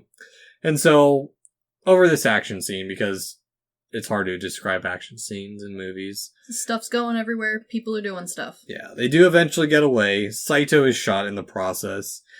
It's almost like he wasn't supposed to be there. And yes. And now he's dying. Oh, gosh darn. Feels so bad. And we learn the next layer down. Level of how fucked they are. Mm-hmm, mm-hmm. Because what happens if you die? They are so asleep. Yeah. That if they die in the dream, they fall into limbo. Because what's limbo? It's like a coma. Yeah, it's a coma of unconstructed dream space. It's like all of those like kid TV shows where they're like, we're in the dream world now, and it's just like a white room with some spots. It's like, what's that, Mark Twain book where the kids meet Satan, the clay animation one? Yeah, it's that one. Yeah, it's like that. It's that. That's what limbo is, for sure. Yeah, and so, now they're back at the hideout in an abandoned building of some kind. Mm-hmm. So, I do want to start talking about this stuff architecturally as well as we go down the layers. Yes. In the first layer, it's interesting because it is it goes between a couple things. First, we're in a sterile modern city that seems appropriate for Robert, because at this point, Robert feels very clean-cut businessman. Yeah, he's got some problems. On the surface... Yeah, he comes off looking nice and shiny. Shiny modern building. Yes. But the warehouse is not as clean. No. There's stuff it's a warehouse below the surface. Yeah. It's got some dirt. As well, to add to the oddity of that scene, shot in the daytime. Ooh, so different. That's got a little bit of high strangeness to it. It does. You don't normally see a warehouse in the daytime. Well, in no, movies, it's raining during the daytime. which is also weirder. Yeah. So now they're trapped with a militarized subconscious. That's the other thing we learn is that someone didn't do their research. Oh, wow. If only we'd Googled better. Yeah. Where, Robert his subconscious has been trained by another infiltrator. Which I love because they kind of make it sound like Batman style, where like, I've been training to protect this. Well. Or even like... Batman's a perfect reference because it's Nolan. It is Nolan. But it also kind of gives me later Harry Potter vibes. Yeah, kind of. Yeah. Yeah. A little less cool. Yeah. And so, now they're gonna just keep going. They're gonna finish the job as quickly as they can before they have to do the kick. Yes. They also do explain that in Limbo, whatever is in there is the remnants of the person you're sharing the dream with who's been there before. And we learned that Cobb's been there, which makes no goddamn sense, but alright, whatever. Sure, dude, whatever. Yeah. And so now it's time to interrogate Robert. Mm-hmm. And we learn they're doing this exactly in what the Forger does as Ames transforms into Browning. Ah, yes.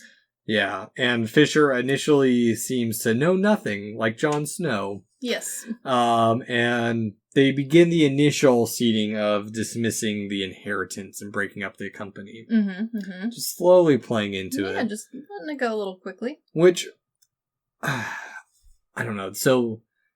this part, I'm a little bit at odds with. Yeah. If Ariadne is planning everything, mm-hmm. they've gone over the plan and they've instructed Ames to do this stuff. Like, yes.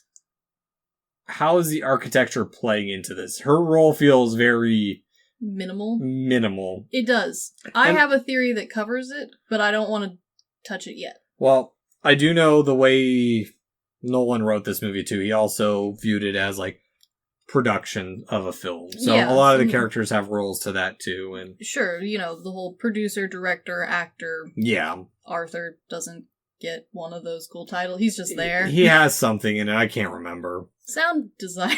Yeah. And so Ariadne is understandably worried at this point about going any deeper as Cobb is unstable. Yeah, I would also be upset. And they don't know what's going to happen as they go deeper. Although we've seen it twice. He's gone down multiple levels before. Yeah, but like, not in this way. Yeah, exactly. Yeah. And so, this was about the part in the beginning, well, when I was rewatching for the first time, where I started questioning a lot of stuff, because it's been a while since I'd seen Inception. Yes. And we also, have like these weird little flashbacks he's having because we also see Maul locking away her top at this point, and it's like there's a lot of like unstableness and also like bringing the focus back to Cobb constantly. And so we learned that supposedly Cobb came back from Limbo in the real world, while because he's also explained this, that when they got back, Maul was not happy with it. Yeah. And she killed herself. Yeah. And the ledge she's on is very similar to Cobb's room. Yes, it is. Yeah. Yeah, it is. But now outside the window, we see that Robert's subconscious is on his way, making his move, and they enter their van and to make their getaway while going deeper. Gotta go deeper. And so, one part that doesn't fit in for me is when Ames says, you gotta dream bigger. Yes. It's a solid line, and the delivery's really good. But why don't they dream of a better facility to hide themselves in? Or like, screw your rocket launcher, I'm getting a tank. Yeah. Yeah. He says dream bigger, and then immediately dreams slightly bigger. Yeah, well, I understand not, like, too big, because otherwise it's going to bring the subconscious closer, but, like... But at the same time, like, you're in a dream. I feel like the options are a little bit less limited than... Exactly. This whole movie puts a limit on the dream in a way that makes it still an action film and not a fantasy. Yeah. Yeah. Yeah. And so, now we dive into layer 2, where they're, at a higher-end hotel bar. Like you do. And Cobb now wants to throw into a plan that Arthur is not a fan of. Yeah. Yeah. I mean, Arthur's kind of meant to be the voice of reason for a lot of Cobb's bullshit. And this is his hard line. Yeah, but they're still going to go through with it. Oh, yeah, no, because it's Cobb's idea. We got to do it. And Cobb now enters the bar and pretends to be the head of security. Like you do. To train his subconscious. But the subconscious is not buying his shit. Yeah. As they're constantly looking at him. But also, Cobb's subconscious starts to break through with visions of his children. Oh, the children. So, a couple things about this scene that I really like. So, while they're having the conversation, we're cutting back to Yusuf driving the van while they're being chased. Yes. And so, stuff starts shifting around. Yes, I do like this connection a lot. So, the water tipping, we forgot why we have ice water. We have ice water because while they're on the plane, yes, they get ice water. Yes, they do. But the water tipping, all the fixtures are in place, but everything inside them is free moving. Yes. And so this rig was a hydraulic seesaw that tilted 20 to 25 degrees, but everything tilted with it. But everyone all the actors in it had to stay perfectly upright. So their motorcycle leaning against it as they go. Yeah. Which you can't tell in the shots. It looks so good. Oh, yeah. It looks so good you would think it's CG. And that's because the camera's mounted to the seesaw, so it's moving... with it, yeah. It looks spotless. Yeah. And this was actually one of their challenging things to shoot, because only about a third of the extras could actually handle it. Yeah, I mean, this is a lot. Mm-hmm. This is a lot. To bring in a little bit of architectural stuff about this, that is really steep because a sidewalk for those can't slope more than 2%. Yeah, like a 12% slope is like big flashing lights on a highway level incline. Yeah. Like you get the whole little diamond being like, warning, trucks be safe. Yeah. 20%, like, we hiking up a mountain. Yeah. So, Saito and Ames now follow the subconscious of Browning to see if it's working. Yes. And I like this part too because Saito thinks the Browning he sees is Ames, but then Ames shows up behind him saying, nope, not me, not me. No, don't talk to him. Yep. And Cobb does eventually convince Robert that he is there to help him. And whisks him away to a bathroom and to a hotel room where Arthur's waiting with more dream machines that they've put in there. Yeah, because, like you do. Yeah, and so now we're ready to go to the third layer. Bum bum. Which I didn't know this until I was watching the special features. Mm-hmm. This is supposed to be a hospital. Oh, yeah, definitely didn't catch that the first time around. It definitely feels like a fortress. It really do. And I love this because it is... We started to see a refinement almost of Robert. But when we get to the level that we really... And I wish they'd gone a different route for this if they got rougher the further they went into it. Yeah, that kind of would have been cool. But I like this because it is quite in line with brutalist architecture. Yes. With its raw, rough exterior. And people have pointed out online that this building has similarities to the Gazelle Library at the University of California, San Diego. Ooh, yeah. Okay, I can see it. As well, this was actually built on a closed ski resort in Calgary that had the most snow it had ever seen in 30 years when they went to film. Yes, and also the ski part that we're coming up to is supposed to be inspired from James Bond himself. Exactly. And so, while we're in the third layer, Arthur is having to deal with the subconscious on the first layer. Poor Arthur. As the first layer's truck begins to fall on the road. Oh no! Following me, audience? Yeah, stuff's now happening. This scene is probably my favorite in the scene. It looks so good.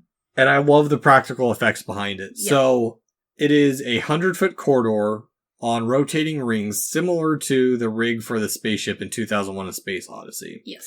The camera was, depending on what they were doing, was either locked to the rig Mm-hmm. or detached and just like hovering inside. Yes. Which means we get a spinning corridor. Exactly. So dope.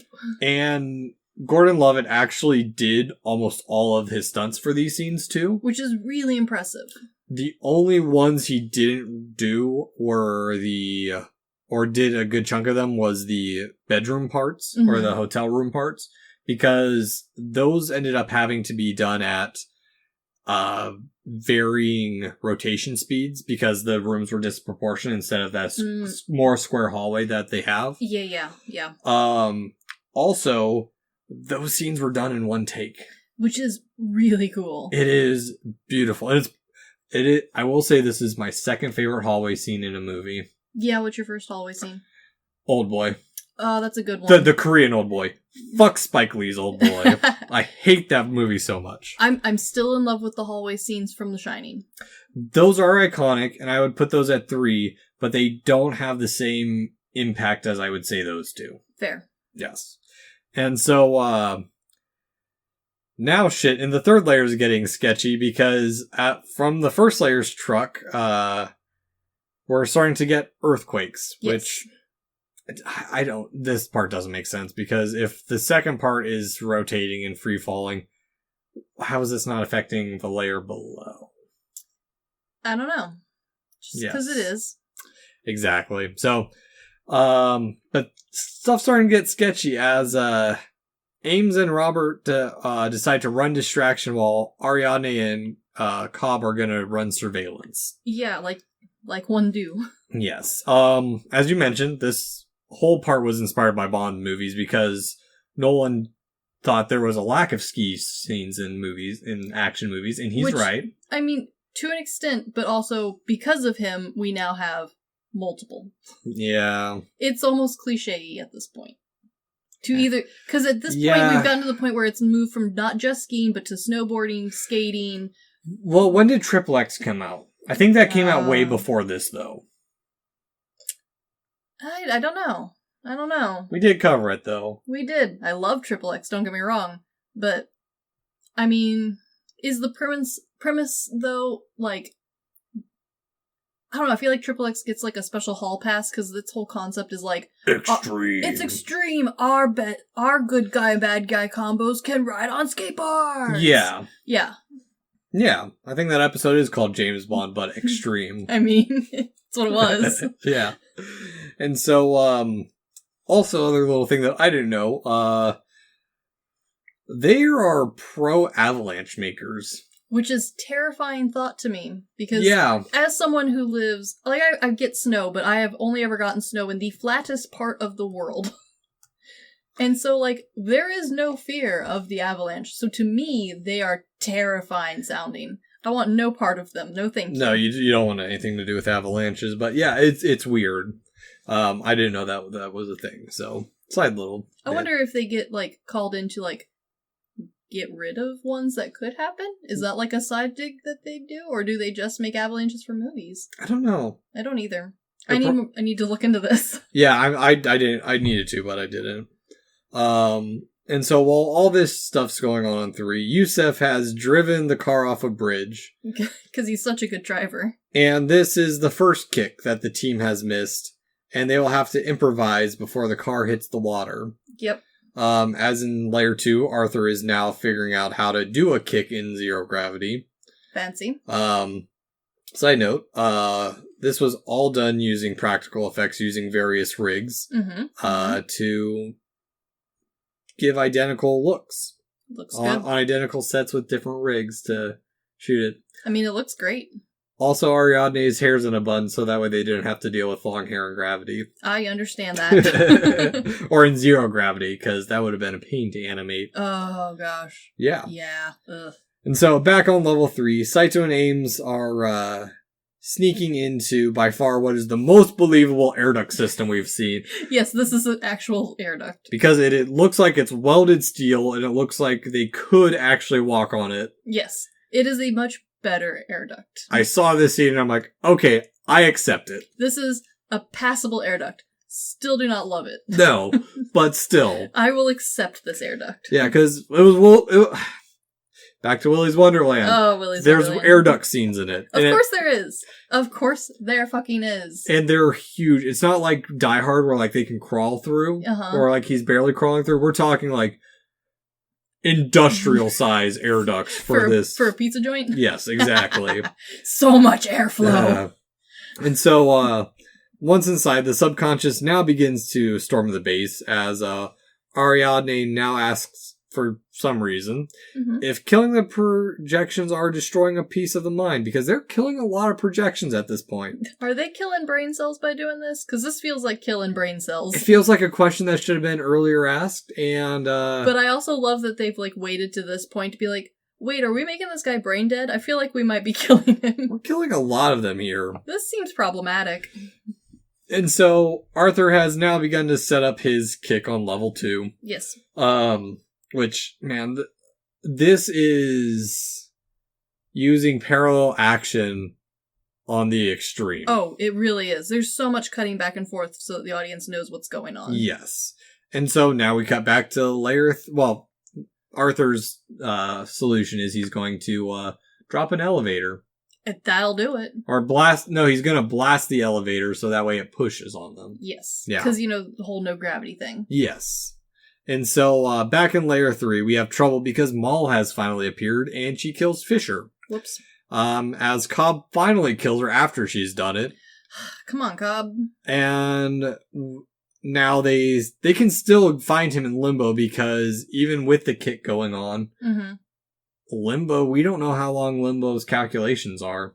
True. I would assume because of the name Limbo, it's forever. Someone has calculated it. Okay, good. I don't remember what it is. It's a ridiculous amount of time. I mean, it is Limbo. Yeah. I mean, that's literally the point of Limbo. Yep. And so now and Saito's also dead now too. So whoops. Now they have to go into Limbo to get Saito, so that way Cobb can get his I mean, we can't freedom. get paid if we don't save the boss man. Exactly. And now Cobb and Ariadne descend into Limbo, which is revealed to be a decrepit and dying city. Oh no.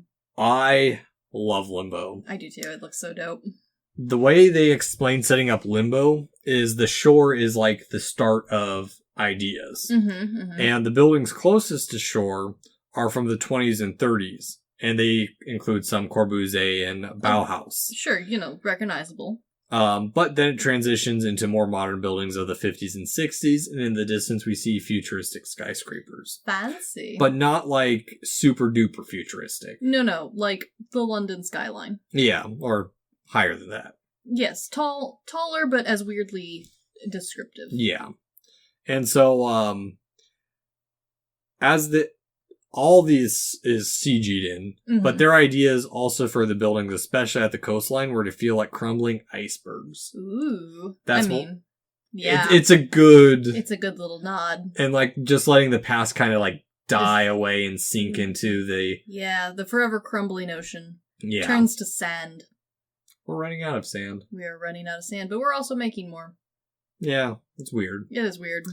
So, also... the blending of the stuff. The scene of them at close up is actually abandoned developments in Morocco. And they blended it with a lot of CGI when they transition like up into the skyscraper. Looks and it's so good. So well done. And we learned that Cobb and Maul had been there for years. I think it stated 50 years. Whoops. Well, sorry, guys. They were there for 50 years until they started on the memories. Oh, sorry, guys. That sounds rough. This implies that they've altered and fixed memories, in my thoughts. Okay, alright, I'll accept. Yeah, because what else are they going to do with the memories? They're architects, they're constructing it. Yeah. They're constructing their ideal memories. Yeah. Or, I mean, they're playing off the whole idea of, like, memories are not real and you can make up memories. Yeah. Like that episode in Alfred Hitchcock Presents. Yes. Yeah. And so, as they begin to walk, we also see the stages of their life together as he's explaining, like, here's our first house, here's the apartment. Here's our milestones, you know, sweet, cute things. Yeah, cute little things. Our first dog. Yeah, almost. That's the feeling it gets.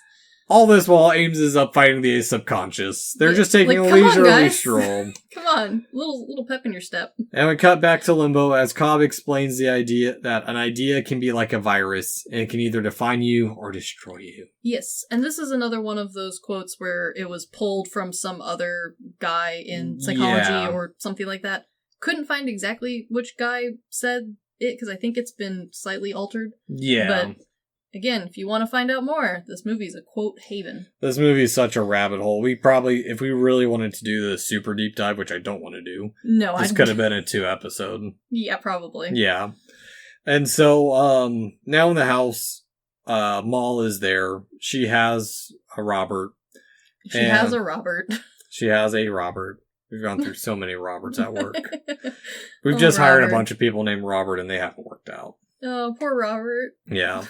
And so, while they're in there, Maul mentions to Cobb that he doesn't believe in one world anymore. Oh, he's going for the multi-universe theory. And that she wants him to stay, and he says, I'll stay as long as you let Robert go. Yeah, gotta let Robert free. Come on, let him live. Yeah. Also, I do want to note that over the cityscape while we're looking over it, the change in architecture has changed from one of bewilderment and just crumbling, archaic, like, ooh, what's around this corner? Yeah. To being extremely oppressive and skyscraper. It is. I tried finding, there's this image, I didn't, if Olshavsky ever listened to this, I doubt he will, but he would hate that I can't remember this. There's this famous drawing of back when architecture was becoming super gridded in the cityscape. Yes. You know the one I'm talking about, where it's like just the mirrors that they just glossed over everything with it. I do remember that, yeah. Yeah. You know exactly which one I'm talking about. I hate that I can't remember it. Someday we'll think of it. But, anywho, so finally we learned the real twist that Cobb knew of Inception and it was impossible because he used it on Maul. Cobb, how dare you? And by planting that in the world of Limbo, it ate into her in the real world. Oh, Cobb, come on, man. Yes. Rude. And so Cobb does offer to stay, and Fisher is allowed to leave. And then he drops it on Maul that he can't imagine her, and that she's not his real life, as Ariadne and Fisher drop into the 3rd level because now he has to go find Saito. Yeah, like you do. Yeah. So Fisher now opens the door. Fisher now back alive in the 2nd world. Like, yeah, because... There's shit explained for any of this little bit. That was his last save point, I guess. He opens the door to a now Tron-like hospital room where he implants the idea that his father was upset that he even tried to be like him. Oh, rude. Yeah. But, I mean, effective. And now they blow up the fortress for their drop. Yeah, because that'll do it. Yeah, and so, a fun bit, the actual set was blown up for this. Ooh. The charges at the base didn't go off, and so they had to build a miniature in the parking lot. And by miniature, the miniature was 40 foot high, and yeah, filled a lot of the studio's parking. But they got to blow up 2 things. And both times the explosives didn't operate properly. Oh, no. The second time it did, the building just didn't fall the way they wanted it to. That is how buildings go, though. Yeah. Let's be real. So there's cuts between the miniature, and it's a good miniature. Yeah, you wouldn't know. Yeah. So, Ariadne, Arthur, and Fisher now get out with the Inception of success, and they swim out of the van. Yep. And Robert has a heartfelt moment with his godfather that he's going to tear apart the company. Because he can't possibly be, a multimillionaire any longer. He can't be his father. He's going to make a man for himself. He's going to work at McDonald's now. Yep. And now Cobb wakes up as we return to the beginning of the film, where Saito pulls him out of limbo somehow. Yeah, because, But also inferring that if you kill yourself in limbo, you wake up even under a sedative. I mean, what's past limbo other than death? Death? Yeah, so like... The nothingness of not existing? Yeah, so like, sure. You kill yourself out of existence and everyone forgets that you're even on the plane. Whoops. Well, there's a random body here. Oh, how'd that happen? But, I mean, it also just implies that once you die naturally in limbo, you wake up. Yeah. It's the end of that dream. Yeah, okay, sure. Yeah, and upon landing in LA, Cobb is able to enter the United States. There's a little moment of hesitance, but Saito has pulled through. And there is nothing as his, father-in-law waits for him. I mean, they're on a private plane. I assume they called. I hope they called. / why is he in America? Also, as someone who has traveled back and forth, did you notice that they stamped his American passport coming back to America? That's not how that works. He could be using a fake one. Is he supposed to be French? I don't know. Maybe. I don't know. I'm sure he's got some fake stuff floating around. I'd like to think that they didn't accidentally overlook an American passport and he's supposed to be secret French. Maybe. And so now Cobb returns home and spins the top on the table, but is pulled away by his kids. Who we finally get to see their beautiful little faces. They're kids. I mean, this is the first time we get to see the children's face this entire movie. Yeah. As he reunites with his children, the camera returns to the table. And the top, it weebles. It wibbles a little bit. It wobbles, but it don't fall down. And then we cut away to credits. Will it ever fall down?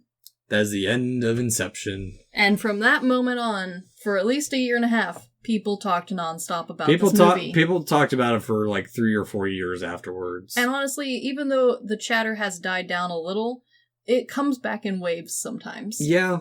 And I mean, that was kind of our thought process of doing this one as well, is because we forgot that this movie was over 10 years old. Yeah, and honestly, every time I'm like, hey, I've got to rewatch this for the podcast, does anyone want to watch it with me? A lot of people are like, oh, I've seen it. Yeah. It feels like I saw it recently, I don't need to rewatch it. And it's like, you watched it 10 years ago. Yeah, well, and that's the other thing too, is well, I understand younger people not having seen it. Sure, yeah. People Tanner's age and younger. But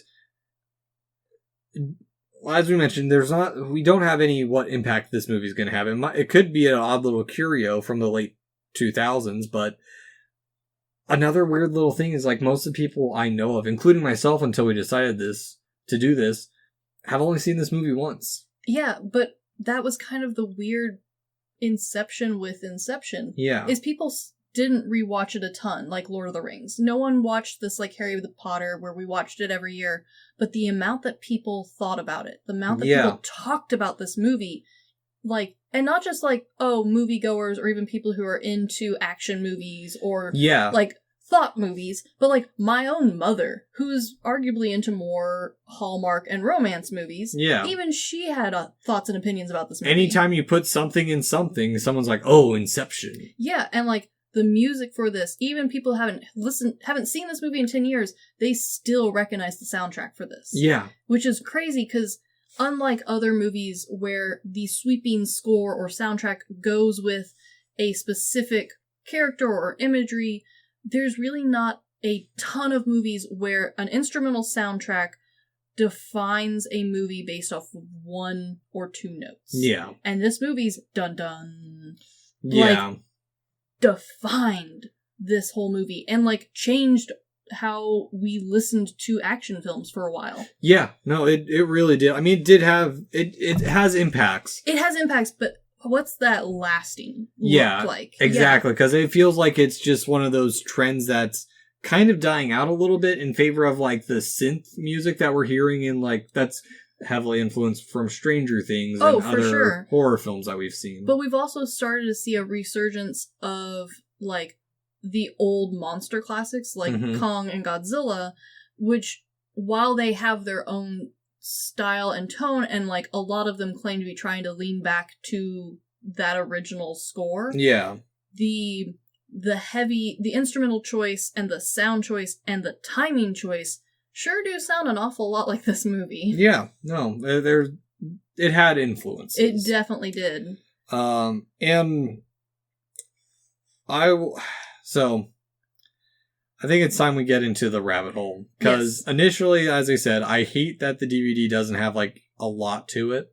But at the same time, that is the perfect amount for this movie. Yes. Nolan does offer an answer, and I don't like it. Oh, and I think he knew that people wouldn't. Yeah, which I actually commend his answer better than Tarantino's with the briefcase from Pulp Fiction. Sure. So Nolan said that he believes Cobb made it home, but he leaves it open to interpretation. But the top spinning was supposed to be Cobb leaving behind his obsession over his dreams. Okay. So there is an answer to what the top represents, and there is an answer to what Nolan wants his character to have. Yes. Instead of Tarantino where, it's whatever you want it to be. Yeah, which, I mean...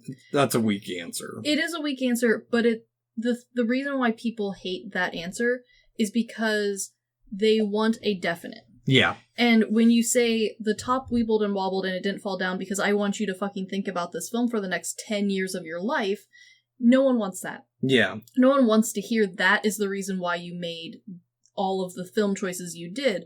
They want like I've thought of the whole thing from the beginning and there is a definite answer and you have to puzzle it and figure it out. Yep. And I'm just the answer in the back of the book to tell you if you're right or not. Yeah, and I'm never going to give the answer. Yeah, which is what people want. And that's part of the fun of it. And so, like, that's why people that's why people hate this answer. Yeah. Is because it's not the answer they came up with. Yeah. Or they feel like it's weak, or they find evidence in the movie itself that disproves it to them. Yeah, after rewatching this movie a handful of times, it's full of shit. Same. I have theories on it too, but do you want to go into yours, or should I enter my tirade? I'll do mine first, because I have thought about this movie since it came out. It crops its way into my head late at night when I have nothing better to think about, mostly because of the solid imagery that it has. Yeah. The single top spinning, the imagery of the cafe exploding, the limbo world, like, those stuck with me hard. Yeah, whereas I've been stewing on this for about a month now, and I'm seething. So my theory, and like, granted, I take theory movies from the mindset of they are an impossible puzzle not meant to be solved. They are meant for you to either come to a conclusion that sits well with you, or they are meant for you to think about and then divulge into yourself why you feel that way. Yeah. That's what these types of movies are for me, because Inception wasn't my first movie that was this style. Yeah. And so to me, I think none of it is real. I think I'm not even convinced Cobb is real. I think all of this is in Cobb's head. Yeah. To the point where, like, even the real world is in Cobb's head. None of this is actually happening, and that is why Cobb is not just a main character, but the entire singleized focal point of this movie, even when he's not fucking there. Yeah. Which normally would bother the absolute crap out of me. But once you realize that this is a man who is thinking about himself, even if it is subconsciously, and he's not actively thinking about it, it all flows a little bit nicer. And so when you get to the end and the top weebles and wobbles and it doesn't fall down, but it might, it doesn't matter. No. It doesn't matter, because that is why I hate the top as a totem. Yes. Because we break all of our rules with just the top totem. Yeah. But we also establish that the answer to the totem is supposed to be something that only you know. And if the puzzle only has two possible answers, and one of them is a definite in the real world, then there's only one answer to your puzzle totem, and that's bullshit. Yeah, and if he can control it to make it fall and convince her that they're in the real world... Again, you're in the dream world.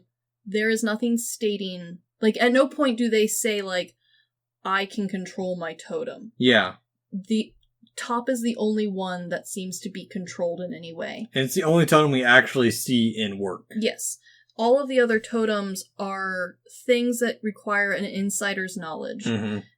And that insider's knowledge doesn't apply to Cobb for some reason. Yeah, well, we do see kind of a little bit with Ariadne's with her chess piece where she's trying to knock it over and she's fiddling with it, and it's like, hers is never explained. Hers is never explained, but also the idea of a chess piece being the answer is a fun tie back to arguably a lot of other old puzzles that were chess based, whereas the top is not in any way. Yeah. And it's not even like if he had picked a top that had more elaborateness to it. Because you can, I mean, there's some pretty crazy ass tops out there. Yeah. But no, he picked a very basic, almost antique looking top to be something that he then pulls in as a sentimental item. Mm-hmm. It doesn't do the thing it's supposed to do, even if he took into account, like, this is all real, it's not in my head. Yeah. And so, I think all of these characters, I don't think any of them are outside characters from the real world. I think even if they were real people, I think they are all in Cobb's head doing Cobb's bidding because they are Cobb. Yeah. Everyone is Cobb, this is all Cobb, all the way down. I'm in a similar boat as you. I don't think Cobb made it out of his dreams. I think the whole thing takes place in his mind, and I have a laundry list of things on this. Yes. For starters, we're never really, and I've been thinking about this while we've been talking about it. Mm-hmm.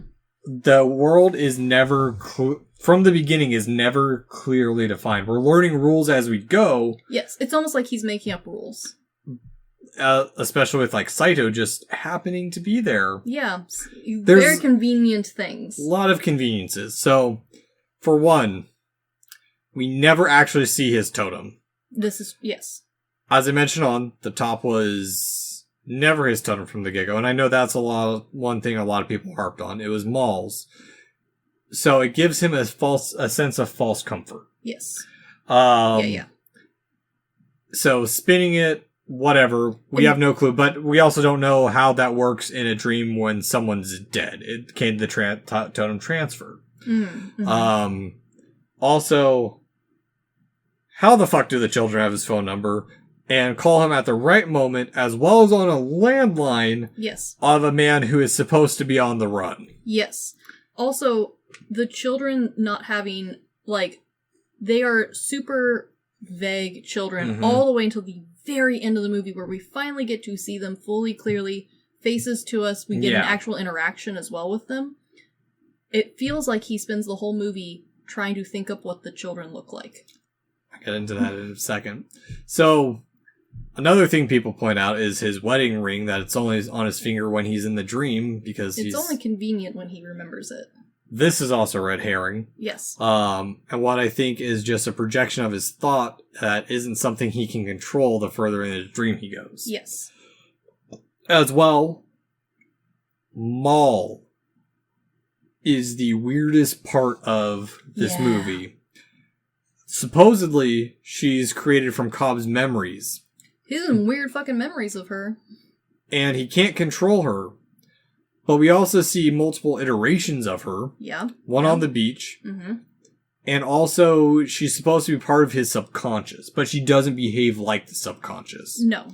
She is a very strange character. And why is Maul the strongest one? If a positive emotion was supposed to be the most powerful, why is that Maul the best, the one that's dominant over any of the other Mauls?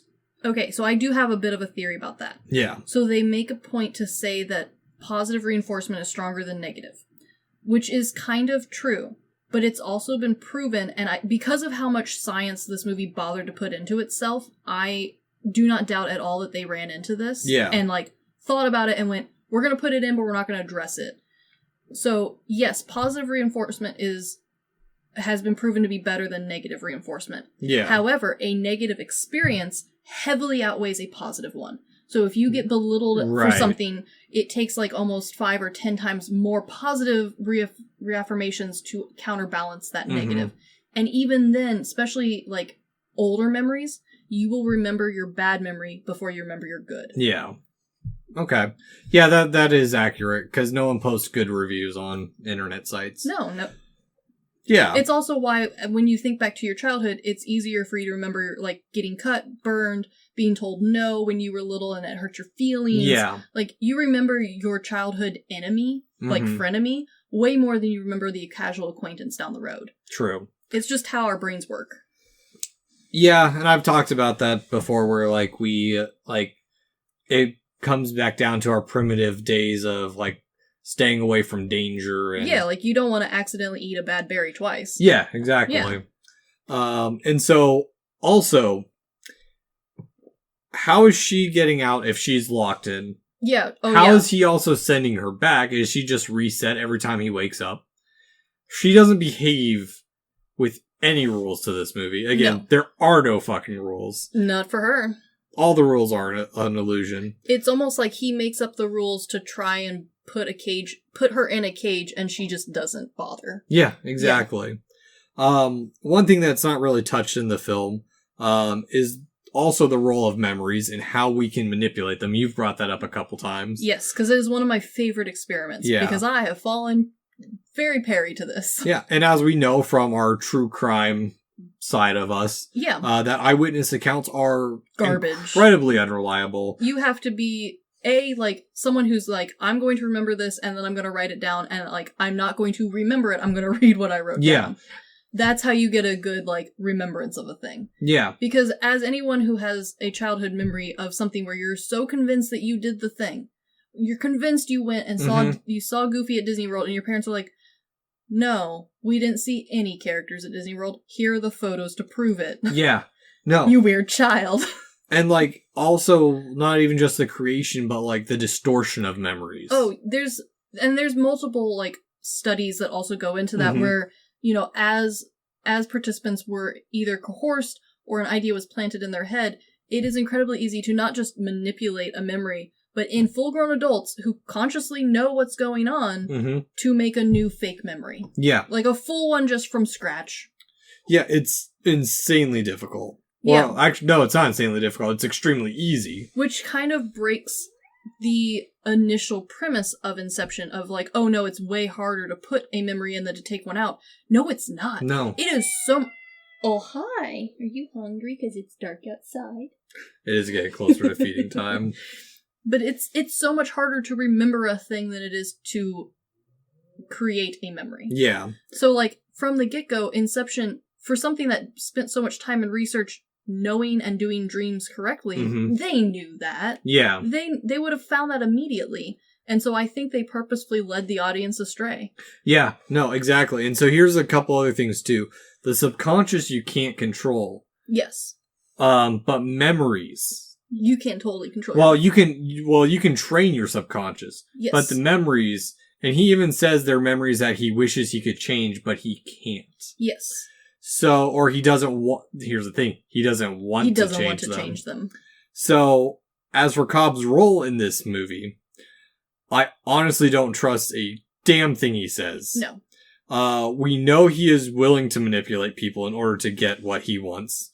So, most of the movie feels like it's from his point of view. As you said, it always comes back to him. It's always Cobb. I think that it is a fantastical weaving of his brain to keep himself dreaming, as well as having to avoid dealing with the real world from the start. Yeah, okay, yeah. And we also learned that there are a couple of examples where his father-in-law, as I mentioned, and he has a name, Miles, mentions to come to reality. Yes, and and he's not the only character. Multiple characters are like, hey dude, how you doing? Yeah, is it time to, snap out of your life? Yeah. But they use specific words and phrases that are repeated, and they're not just by the same character. It's almost like someone told him that, and now his subconscious characters are reiterating it to him. And he doesn't have one reality anymore. No, yeah. This man is a broken brain. Yes. And I think Maul was right and she didn't die. Or in that reality. Okay. So here's where I'm getting at. I don't think she died. Okay. I think her returning to the dreams is her coming to wake him up. Ooh. And that she is the subconscious, or she might not even be real. She might be the part of Cobb's subconscious that's trying to get him back to reality. Ooh, whatever that reality is. I like that. And probably my biggest question. Mm-hmm. So, you have to be sharing a dream and you have to tie into another person's dream, correct? Yes. That's one of the rules. How the fuck did they get to limbo?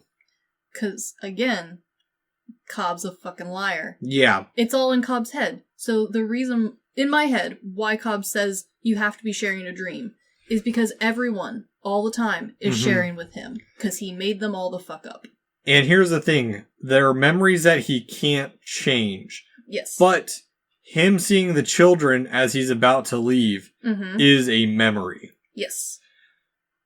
But he changes it at the end. He does. So here's what I think. I think, one, this movie is entirely a dream. And he is lucid dreaming. But it's a long-ass dream, and he is able to jump between dream worlds. Ooh. Kind of like in H.P. Lovecraft's The Dream Quest for Unknown Kadath. Ooh, okay. Where it's kind of this melding of worlds. Yeah. And limbo is kind of that gateway. So, I think limbo is the base. Limbo isn't the hell pit that they're making it out to be. Limbo is the basis for construction of dreams. Ooh. And because he's an architect and he's obsessed with architecture, that's where the basis of his dreams is in his profession, in his life. Ooh. Spent too many years in architecture history. And playing on that, your dream, there's a theory that your mind's not powerful enough to make up faces. Yeah, that's kind of the whole premise of your brain. Like, your brain can't make up a thing it's never seen before. And so, why memories are at the very basis of his dreams, like the memories of the mall and the house and stuff, those are part of the basis of his dreams. Ooh, okay. I like so it. His elevator is kind of like a trip into the limbo. Vault. Yeah. It's a deeper part of limbo. Yeah, I like it. Yeah. I like it. That's my angry tirade. It's all bullshit. Oh, yeah. It's all in his head, but I like that idea. Because the way Nolan drew it, and this is where I went on this, start going into this deep thing. Nolan has this diagram of like how the dreams work. I think it operates opposite of that. So like, that's just my thoughts. I think, I like it. I think limbo's the base construction of the dreams, and something horrible happened in his life. I think Maul did. So I think, okay, here's my thought. Okay. So, because I've kind of thought about this too. I don't think Maul is in the real world, and I don't think the children in the real world are dead. I think maybe, we had a good life, we had a good time, something happened, we had a fight. I don't think Maul's dead. I think she broke up and took the kids. He can't take it. So here's my thoughts. And it hinges on the hotel scene. So it's a reflection on what happened and what he wanted to happen. I think Maul did commit suicide. Okay. In the real world. All right. But instead of fleeing to a different country, he's fled to his dreams. Ah, yes. He's fled to his memories of what he wants. Or something horrible happened. Because the memories that he's created of them dying on the train tracks. Yes. Why is that a memory if that happened in limbo? Yeah, a little weird, huh? Yeah. Yeah. There's a lot going on that's not explained. I think something tragic happened and he retreated into his memories and he can't get out. Oh, yeah. So maybe Maul is alive, or who knows? There's nothing explained in this movie, and that's part of the fun, though. That's why people have talked about this goddamn movie for as long as they did. And why I've been stewing and pissed off for like the last 3 weeks. And that's also part of the ingeniousness of Inception, is the movie plants the idea in your head. Yeah. And then you stew about it and you think about it, and you can't not talk to someone about this movie. When you see this... It's the opposite of Fight Club. It is the opposite of Fight Club, because everyone who saw this movie immediately had to find someone else who had also seen the movie so they could bitch about the movie to them, or ask what their thought process was, or hey, how did you remember this scene? Because this movie also came out at a point where we could have all bought this on DVD. Yeah. Nobody did. No. None of us did. We saw it in theaters, or a friend has it because their mom got it for them. Yeah. And they watched it the once, so people watched this movie once. And from their memory of this movie, they then proceeded to come up with theories about it. And then for a year, for 2 years, for 5 years, they found other people and they were like, hey, I recently remembered this movie. You remember this movie. Let's talk about this movie. Yeah.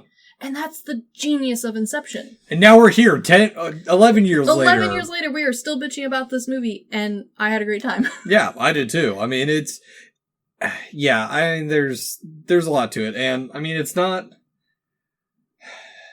It's not a clean-cut thought movie. No. There are other movies of the thought-provoking, no true end genre that have a much deeper thought process and can leave you sitting and mulling about it like a good piece of poetry. Yeah. This one doesn't have that. This is more of an angry rant of a movie. Yeah. But sometimes that's more fun. Yeah. Sometimes I don't feel like looking inward about the symmetry of the flower petals. Yeah. And sometimes it's just fun to bitch about a movie. It is. And this is a good movie to bitch about because while there is plenty to bitch about in this movie, every single freaking thing in this movie is done with intent and thought and research behind it. And that is infuriating. Yes. It's, what was it? There was another movie I watched that was infuriating like this where there was so many, I can't remember it off the top of my head. But, and even then, there's been some other things that have come out since it was released. Sir Michael Caine. Yes, you must have the sir. Brought up that Nolan told him that every scene he appears in is reality. Okay. I mean, cute, fun, but also like, later on bullshit. Yeah. It's one of those movies where the more the director, the writer thinks about it, doesn't necessarily affect anyone's perception of the movie. Yeah. You can tell me what you, as the director or writer, thought the answer to the puzzle was, but when you write a movie where there is no clear ending, it doesn't matter what you think. Yeah.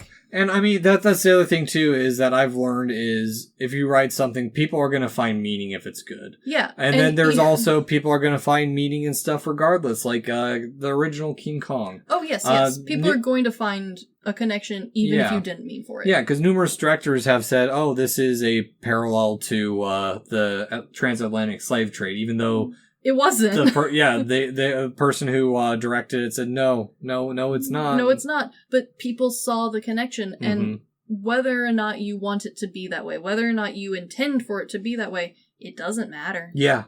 It's how people see your piece of work. And that's kind of the fun with Inception, is even though we've been given a quote-unquote answer, it's still a non-answer, and also no one gave a shit about his answer. Yeah. So we continue to debate. Yeah, exactly. And, I mean, I personally like my solution to it.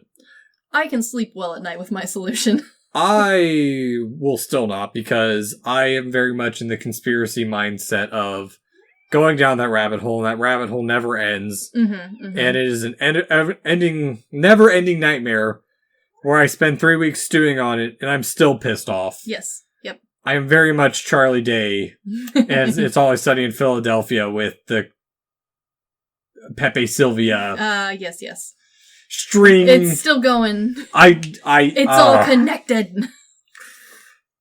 I want to be done with Inception for a long time right now. You want to be, but that's the joy of Inception, is you don't get to be. No, I don't, and I am pissed we picked this movie a little bit too. Yeah. So this is a movie that sticks with you for sure. Yeah. So at the end of it all, then, Chris, do you recommend Inception? Yes. Oh, hands down. I don't care what genre you're into. This movie is a lot of fun, and it's a lot of fun to watch once. Watch it with a bunch of friends. None of you talk about it. Come back in a day. You'll have plenty to talk about, I promise. I honestly somewhat recommend watching it just the once. I do too. I really do think that while this movie has enough depth to it to watch multiple times like we have, honestly, the best joy of this movie is the remembrance of it, not the rewatch. Upon rewatching, Inception is not a super great movie. No, there's a lot lacking. It's fun. It's too ambiguous, and it's frustrating. It's an action movie, which is fun and fine, but the thoughts and ideas that it wants to provoke would have lent better to a not an action movie. Yeah. It's a little bit of a mixed bag of eye candy, beauty, and thought, which is all fun and fine, but is a little bit like having different flavored trail mix. A whole handful works, but picking out the individual pieces can be a little tedious. Exactly. And yeah, I mean, Nolan did a great job. Oh, for sure. Don't get me wrong. The practical effects were great. The movie still looks amazing. Yeah, it's a solid movie. It's just... It's not frustrating. It's not Lord of the Rings. If you're looking for something to watch every year at the same time because you love it, this isn't it. No. This is one to remind your friends that they saw it, and then you guys rewatch it that one time so that you can bitch. And then maybe come back to it every 10 years or so. It's a good decade rewatcher. Yeah, that's a good way to put it. Yeah. Once a decade, watch this movie. And then spend 10 years stewing over it again. Yeah. Yes. And if you like this movie, there's lots of others that you can fully rewatch those and continue on with the thought-provoking deep dives. Yeah, but anywho, this has been The Good, the Bad, and the Weird. Thanks for listening. Peace.